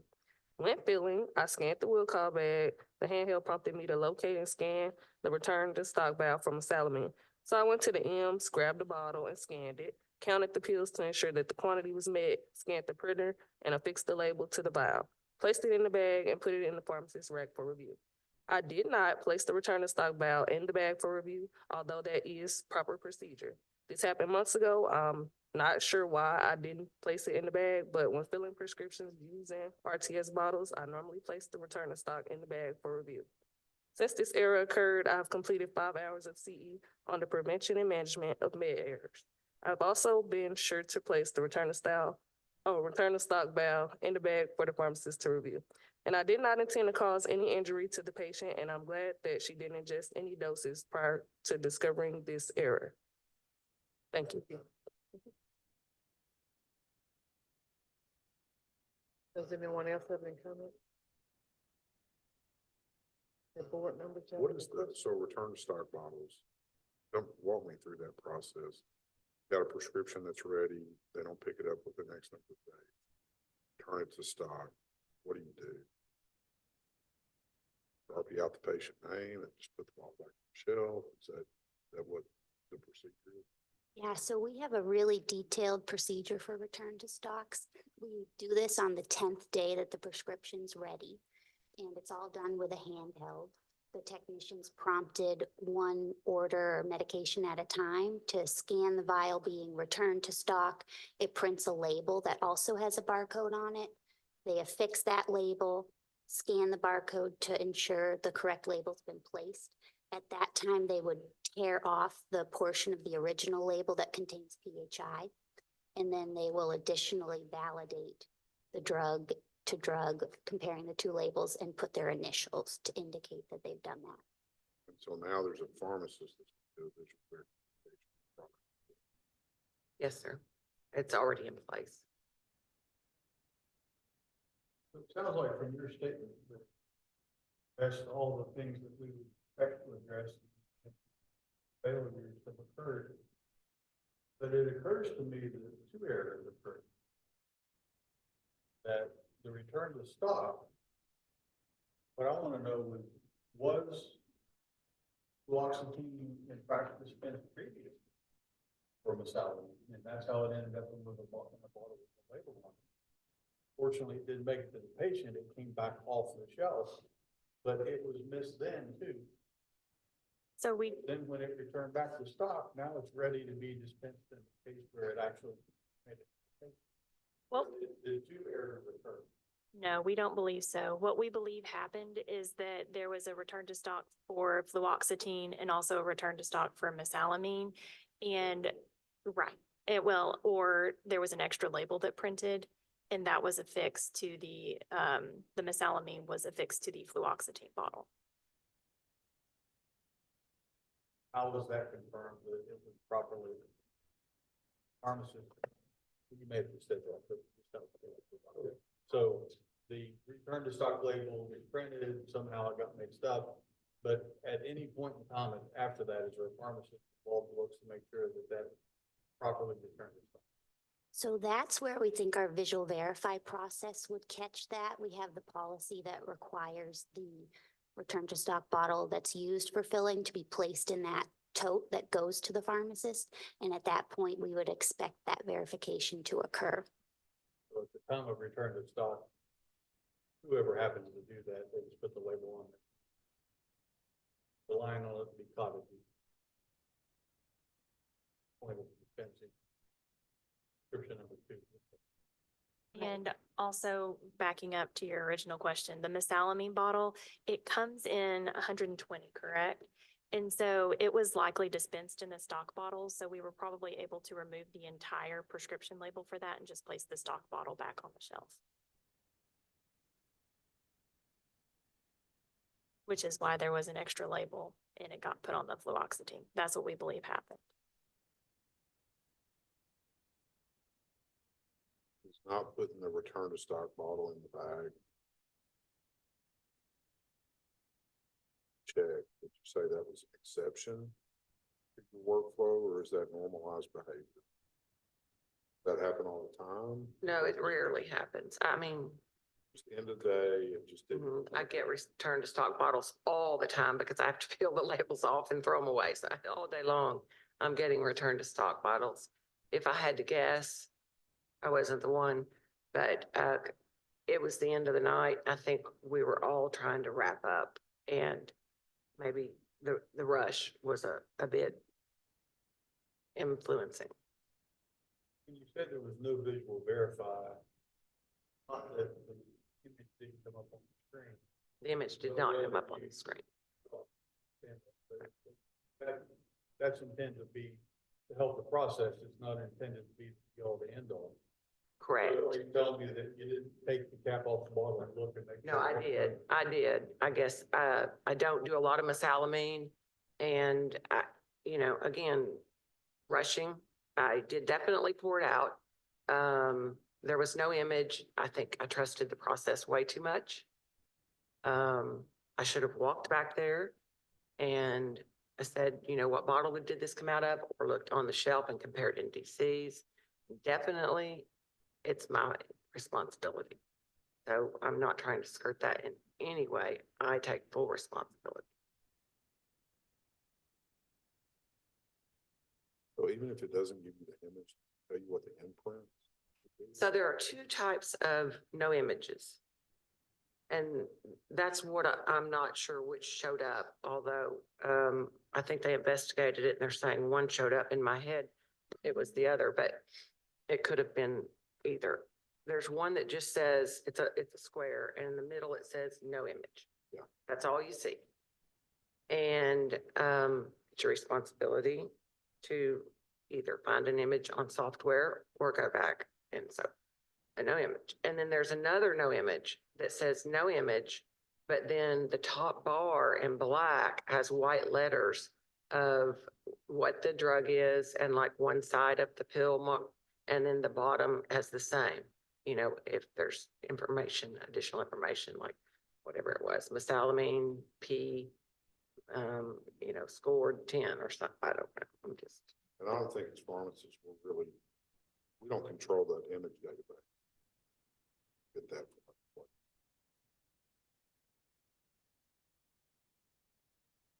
I was just curious if you Still my always fault. had, I know, but I'm just curious if you always had input. Correct. What we do have is a button on that same visual verify screen that will take you directly to a drug information compendium. And so you can look through that too, and they have images in there if it's not listed on the visual verify screen. And also, especially lately, I've been notifying them of some that say no image without, and then they've been correcting those. Okay. So, we're trying in several ways to make sure this doesn't happen again. Is there a better way to make sure the database is better? Or is it hard to do that? Yeah, it's fairly manual. We run a report every month of the top, NDCs we've dispensed. It's about 11,000 each month. And we get our data from Medispan weekly. So they'll compare that data, add in any images we're missing. But it's still tough to get those images and descriptions for everything. But if there is not an image, we also, in a pharmacist notices it, there is an email address they can email into and say there's not an image for this, and they can go back and work those manually. And I've done that at least 3 times, I think, since. Probably said this, just to be clear. Did you open the bottle and look? I at the bottle? definitely did. I mean, the only reason I can say definitely is because I never not open a bottle. I always open the bottle and pour into the cap. My cap touches the bottle. That's the way I pour. I pour into the cap so that I don't spill any, and then I pour back. And then I look into the bottle just as a wild check of, do any of those look different? And sometimes I've caught like, some are beigeier than others. So then I pour them out, and maybe they're 2 lot numbers. They're all the same, but I still separate them for patient comfort. But I do both. I pour out into the cap. I look into the bottle. And then once I put it back on, I usually roll the bottle just for any So in that case, then it escaped you or I think I did not take the time, and I just trusted the process. I know our scan out is such a high accuracy rate, but nothing's perfect. That's why you need a person there. You need to remember that. And that is, I am where the buck stops. I have to slow down if there's an issue and make sure that every I is dotted and every T is crossed. change gears a little bit. Talk about council. Yes, sir. So you understand that in Arkansas, that the requirement of council is not. Yes. This was four. Yes. While it may have been technically paper, I didn't do drug for her, so whether or not she. We had her marked for counseling. There was new therapy in our pharmacy. We had her marked for counseling, and we tried to counsel her. She was in a hurry. That was how the whole issue sort of originated. Because originally I told her it'd be tomorrow. I said it was within 10 minutes. It was 8 minutes. I remember quoting to her, "Ma'am, I'm sorry, we only have 8 minutes. This one will be ready tomorrow." And because of the rise and the crowd, I just decided, let's do it. But I know for a fact that it came up that she was offered counseling because it came up on my screen, and I have to mark whether she accepted it or she refused it.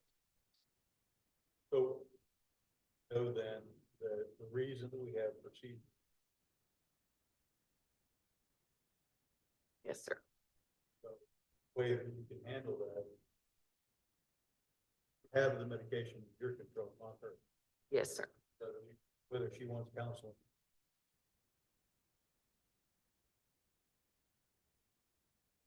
Had you included in that showing the product, you would have thought it perhaps at that point, or at least you would expect she would have thought it, but.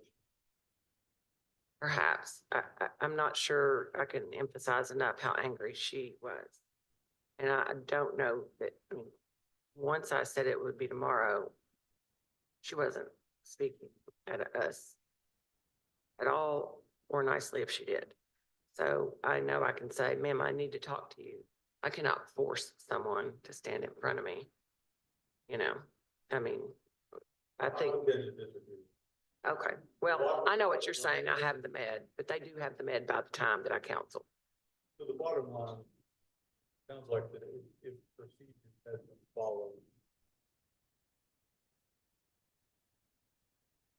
I agree. Yes, sir. I'm not beating you up. No, I wholeheartedly agree. I realize I've never been before the board. Sorry to be before the board, but I wholeheartedly agree that I rushed and this is my consequence. And I like the fact came up with following established policies and procedures.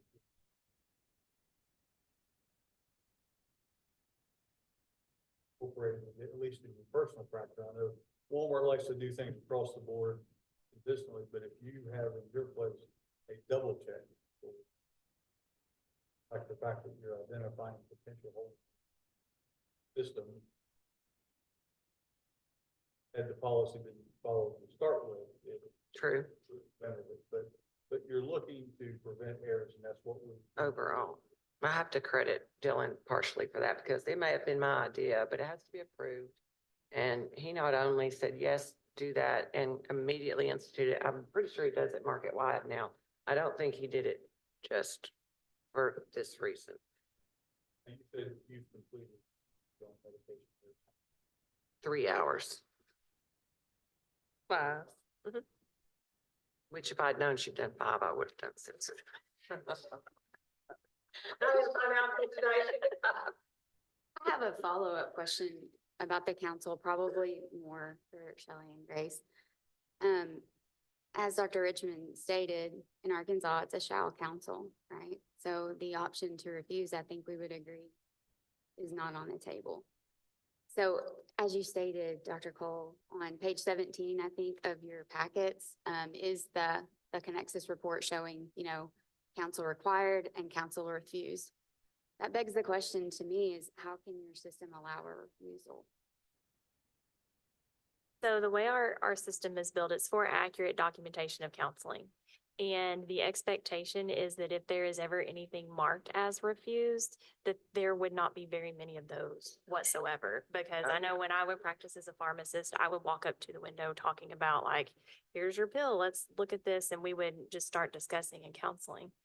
But in those rare events where we do have patients that absolutely will refuse to speak to you, that do not want to be counseled at all, we wanted to make sure that we have proper documentation of that.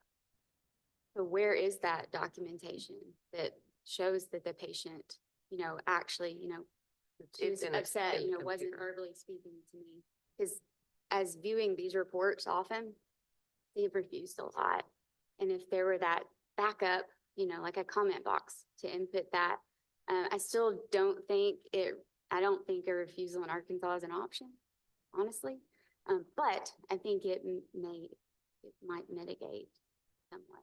So I don't see that, we don't see that documentation, right? So I don't know if there's a report where that is or anything like that. Just maybe shed a little light there. Okay, we can take that back for consideration. And I will say there are very few refusals. I mean, maybe not even one a day. I mean, Well, I'll reiterate what, maybe a couple a week, like it's rare. I'll Maybe reiterate not what even she average. said, that in Arkansas, there should be zero refusal, period. Same as should be no medication error. There should be no refusal. Now, I understand that Walmart has a system-wide computer system and Connexus is used not only in Arkansas, but for example, in West Virginia. Correct. I use that one as an example because I know there it's an offer to counsel, which is consistent with federal, overlaw.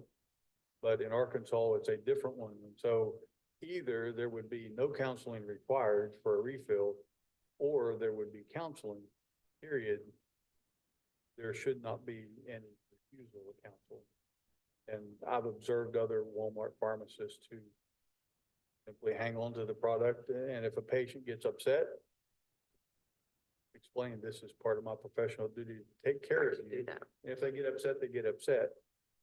Well, she was already upset, so it wouldn't have And again, I'm not hurt beating too you much. up. No, I mean, I Getting back to the appreciate policy, the if you feedback. follow the policy and you follow the law, then Yes. the error probably doesn't occur. Yes, sir.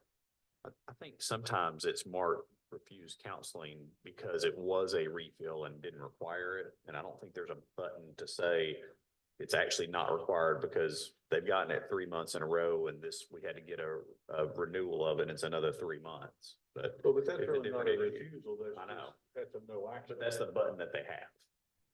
Is, You have to push a button. You do. You have to You push a do. button. The button Okay. comes up for Yeah. every person that's checked out. And your choices are And accept or it's every refuse. med that they get, not just the person. Every med that they get. So it's That possible they'll be creates- counseled on love some. to see a third button that says not required. I mean, so If that's the case, if the tail's wagging the dog here, and you're having to push, because the click that you counseled is not correct, but clicking that they've refused is also not correct. It's a mischaracterization of what happened. So if you're gonna require one of those two dichotomous responses, either you counseled or counseling was not required. And if it were to be a refill in your system where you could go in and check that patient's profile and know they've had it and you were able to, select a different offer or a different option, I can see that. But in this case, the only verification we had that this was not in fact a new prescription was the angry patient saying, I've already had this, I don't want to talk. Well, it was a transfer, so we knew that she had had it. All the other fills, Yes, which would be a great thing to be able to document, right? yes. Now, I documented it in my statement. But I don't know what all you Which got I from never everyone. got your statement. It was Oh, never I'm given sorry. to me. Have a copy. Want it now or later? Okay. All right. You have any other comments? so what do you guys want to do? Well, I'll use my standard. Is one, I like the fact that you have come up with going back, looked at things, identified a plan of correction, we even communicated that up the ladder. I would also encourage you to consider this last conversation about counseling thing, and that may be a recommendation to Walmart corporate. But I would like to see an actual write-up of plan of correction, and you can write it in that you've already done this. So, everything that you've outlined, I would just ask that you put this in a plan of correction, identifying that here's what happened, here's the background in a nutshell, here's what happened. And in trying to fix this, one, we're going to follow policies and procedures. The fact that you've gone back and reviewed that, the fact that you've identified another way to go about return to stock, put that in a plan of correction as having what you intend to do or what you've already done. And then secondly, for both of you involved in the error, I would ask for 10 hours of continuing education on the medication error.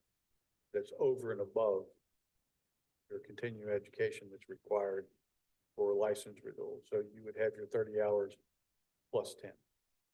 You said both, but pharmacy technicians are not required to have CE for us, I but was talking to her. I would like to see. I mean, I already have my license, more than 30, so just 10 for me. on medication. On med errors. On On med medication errors. And, And just for your practice. And quality I would assurance. like to see 10 hours, but recognize that you're not required for licensure, but we're asking for this. Okay. Are you making that form of, is that a motion? Well, I don't know if that's what. Can I clarify one more thing? And you said you've already done 3 hours? yes, Can those count? Can those toward your count? 10? Yeah, and the 5 would already. Yeah. thank you. And you're fine. I don't know if there's anything else. That's the 2 people, anything on the store. Or is that part of the plan of correction for the actions already taken? You're really wanting the store to work with them to put that into writing and deliver it. Non-disciplinary. Any investigative costs or anything? I think investigative costs on the store.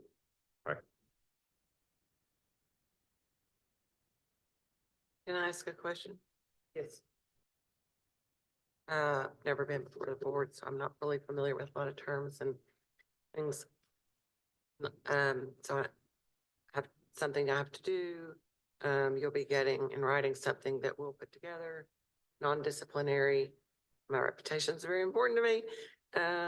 What's my file? How's my file going to change? When people look my name up, is it going to show that I've been disciplined? So I don't know that they're finished making whatever Okay. different actions. Like I know they're talking about some sort of investigative cost for the store. I haven't heard a number on that. But if it proceed the way it looks, if you pull up your name, it would say disciplinary action, no. So the board has the ability on, they have some general guidelines that someone's going to play this later in a hearing and say, I said something wrong. But in general, if we have med errors where there is not patient harm or the patient has not consumed the medication, oftentimes they will say, we are almost taking this for informational purposes. And rather than having disciplinary action, we're asking you to do the following. Okay. And we would reduce that to writing if they make a motion. And if you agree to that and complete that in the time period that is outlined, then they do not take disciplinary action on. So it wouldn't be checked as disciplinary action. Now, if someone says, I want to see everything in Dr. Cole's file, they will see that you had a complaint filed and the board took this type of agreement, but it is not disciplinary and is therefore also not reported to the National Data Bank to flag you with any other states that you're licensed in or have any issues with contracting for third parties or anything else. Okay, and that's still part because we're not finished, you're saying? Yeah. Okay. Thank you. Anything else? Dollar amount, Dr. Jolly, thought I saw you say something.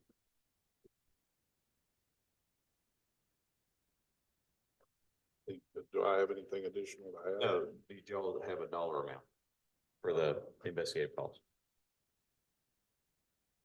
I mean, 250.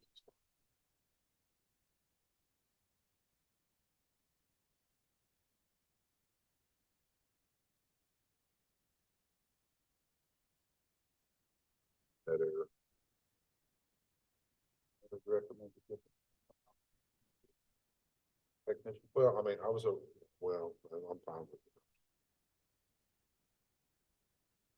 Y'all get that motion? What I have is 10 hours of CE each, the store $250 investigative cost, and then they have to work together to give us the plan of correction, which would reflect the actions they have taken that they've reported. Was that a motion? 10 hours CE each. Do we have a due date on when you want the CE done? Yeah, I was like, I don't know if I can find 10 hours of mid-air CE if I'm still working. June 30th. Yeah, because the aim would be to not to just have you cram to get it done. Right. But to complete it and think about it, and ruminate and include it in your practice. And then go get some more, and then that way it compounds, builds on each other.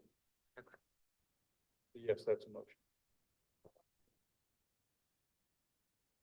I have a motion on the floor, by Dr. Richmond and a second by Dr. Jolly. Any further discussion? All in favor of the motion signify by saying aye. Aye. Nays? Got a unanimous motion. We will reduce that to writing and send it to you guys. If you have any questions about it, let us know. Thank you.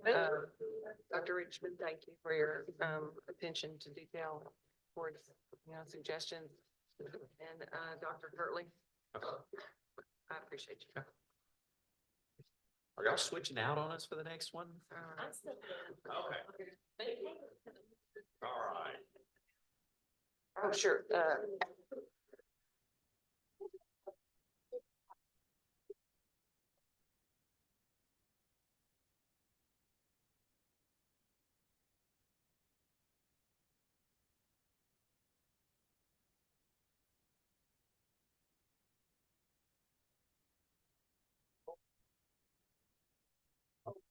Dr. Cole.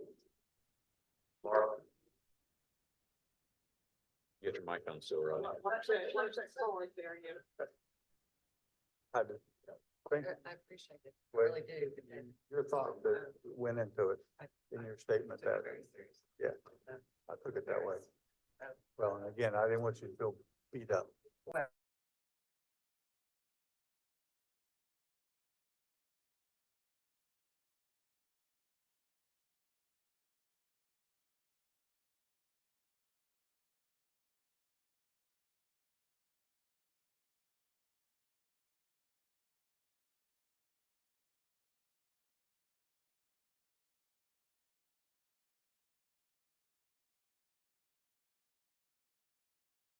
If you want to introduce who you are, I'll do my other kickoff spiel and just make sure mainly that you guys have already heard it.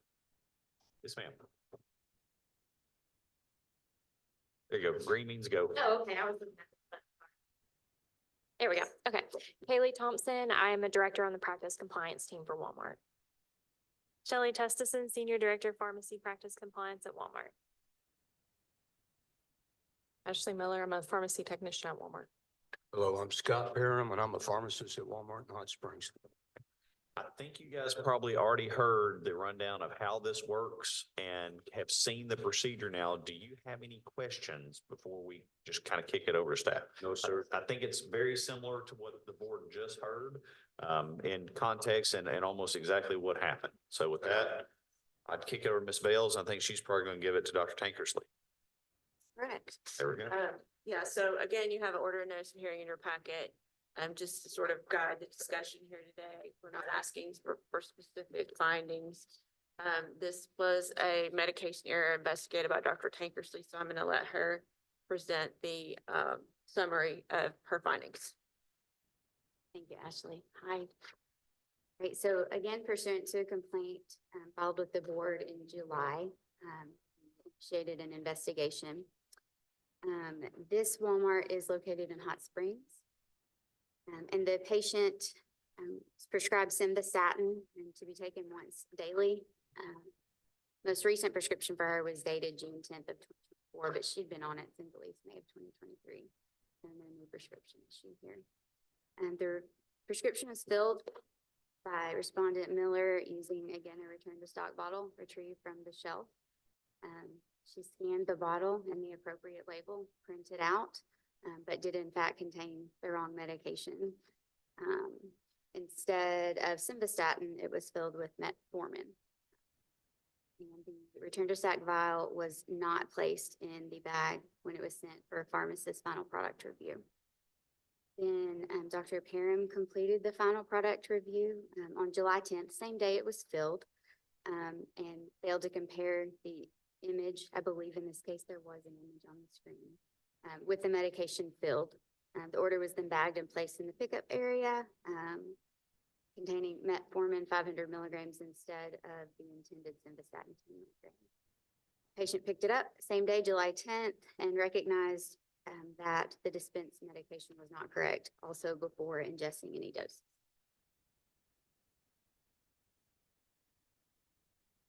Want to tell us what happened? I better read it, a little nervous. All right. That's okay. Let's see. Hello, and thanks for the opportunity to tell you about my role in this mistake. But before I begin this thing, I'd like to say that there's nothing more important to me than a patient's safety, health, and welfare. Their trust in me to provide them this service is sacred to me. What happened begins with the patient coming into our pharmacy, like you said. She's getting a refill of simvastatin 10 milligram. She gets home or patient gets home and realizes that it does look different. She was smart enough to call the pharmacy to verify if the tablet was correct or not. On-duty pharmacist, not myself, took the call, looked it up, and through the description, they determined it was metformin and not simvastatin. Fortunately, the patient did not take the medication. Patient returned to the pharmacy, got the correct medication, and brought the misfilled medication back to the pharmacy, which aided the investigation. On-staff pharmacist then started a Walmart QA policy and an investigation into what happened.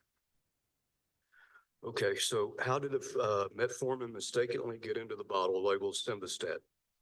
Using the Swiss cheese model of failure analysis found that 3 different mistakes were made during this filling of this prescription.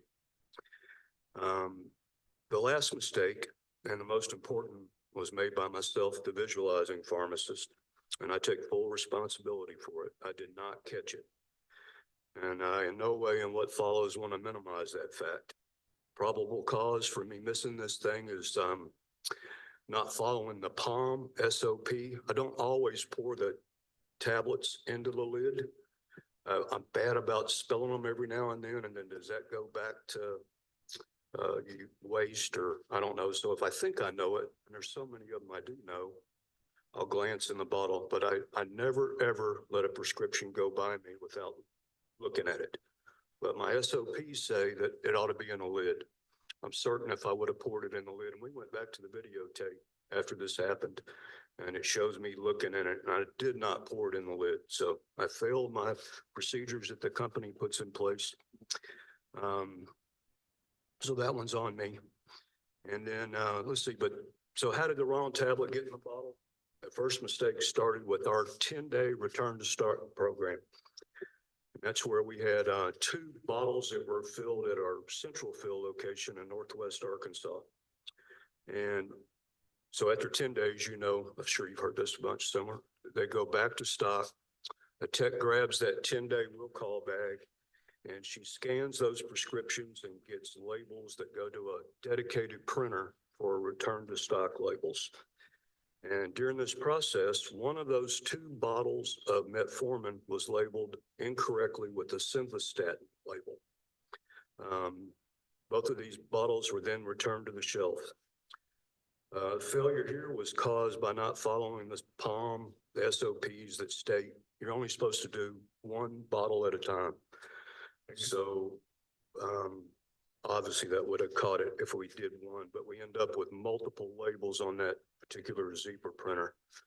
And that's what led to it being labeled wrong.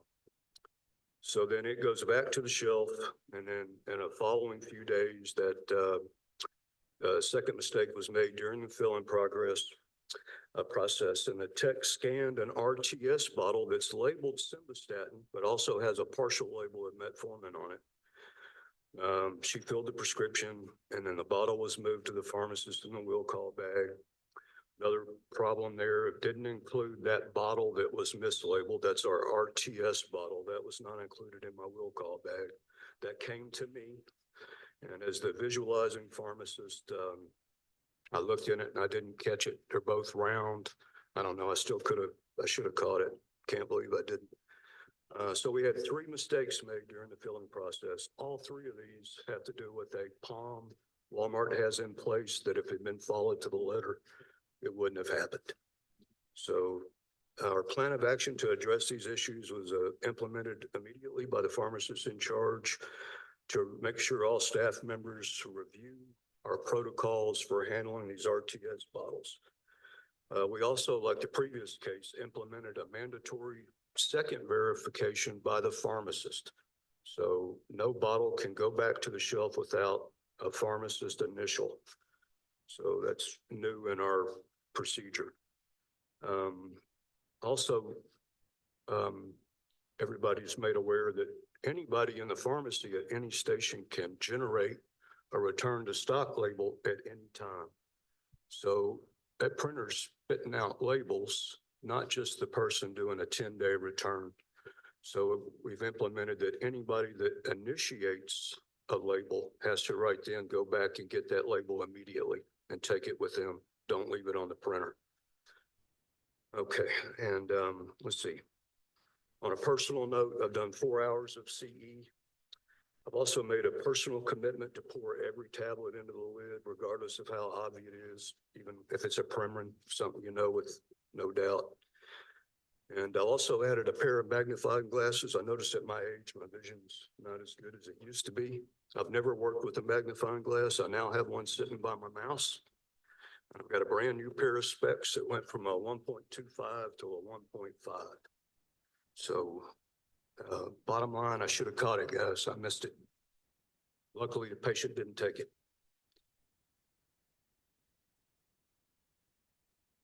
Can Ashley go ahead now?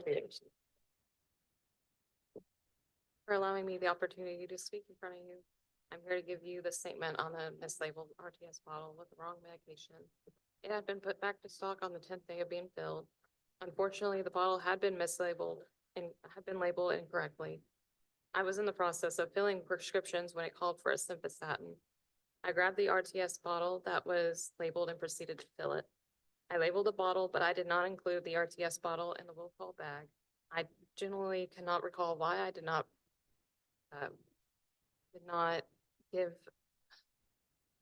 include the bottle in the bag. I placed the bag at my pharmacist station for visual. I feel terrible for not double checking the medication to ensure it was correct.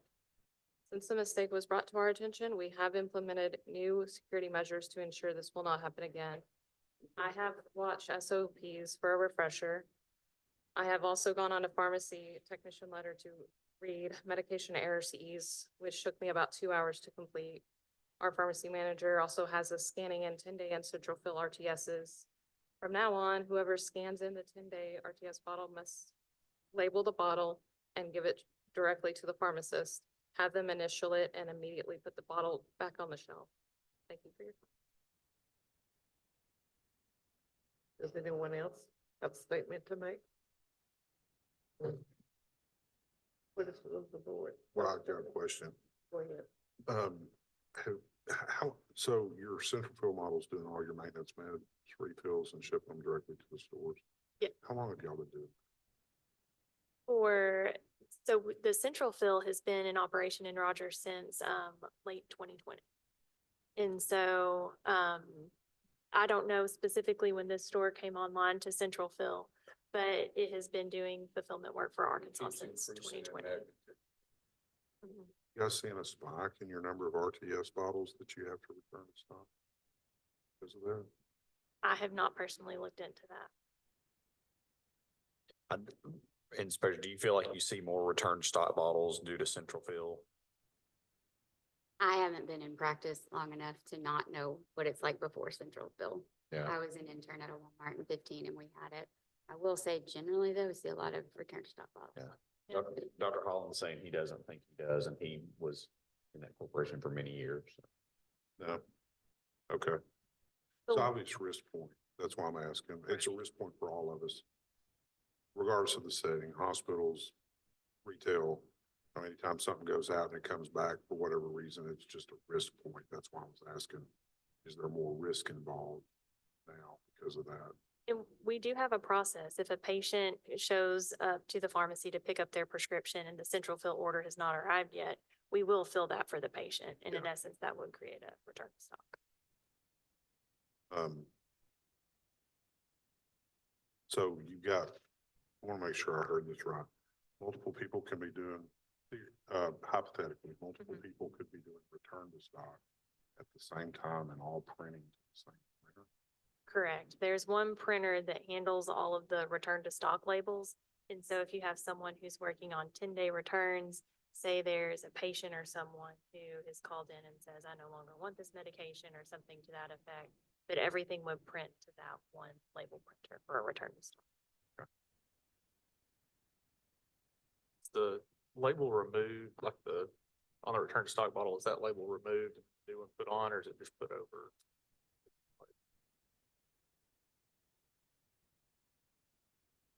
So we leave the majority of the label on the vial. We just pull off the PHI. So the return to stock goes over the primary label minus that PHI part. But can you still see the drug from the original label? So you can see, so potentially you can see both. Yes, that's drugs correct. on. It's got some label that's got the little perforations along the top and you just rip off the patient name. Yeah, it's not. Doesn't Just tear off the original drug down at the bottom label. So that's a partial label, no patient info, but what was in it original. So have another label on top of that where you can still see information of both. Okay. Have anybody done any CE yet? How many hours? How many? Done 4 hours? I mean,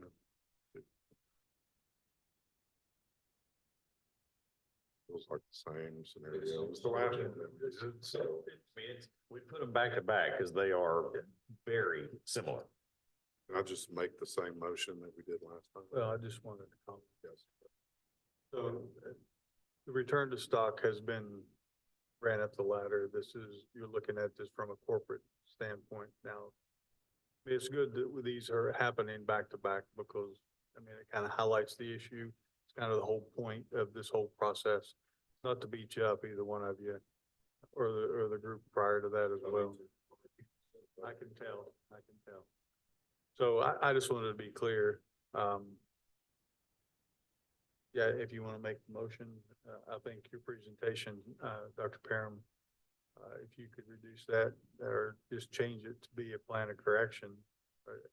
And it sounds like a lot of that you've already done anyway, so you can write it as having been done as opposed to what we will do. But I think your notes as well as your oral presentation, that's what we would like to see. Yeah, I would just say, I think we're all thankful for the concept of near misses that never miss the patient.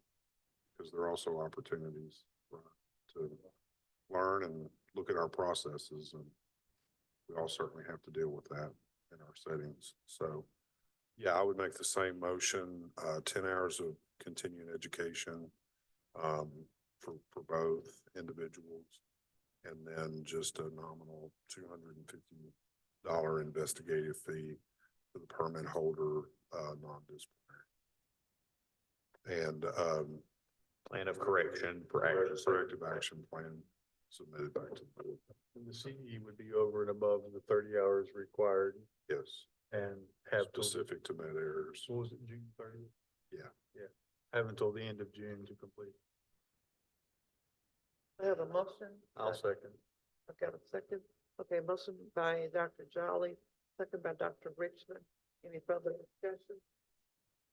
All in favor of the motion, signify by saying aye. Aye. Nay. We have a unanimous vote. We will reduce that to writing and send it to you guys. Any questions you have? Well, that's what I understand. Well, I mean, there's something in the water. I do. Yeah, we have the same hair 20 years later. The bad thing is we still have the same hair. Absolutely. Yeah, but at least you have hair, right? Yeah, still got it.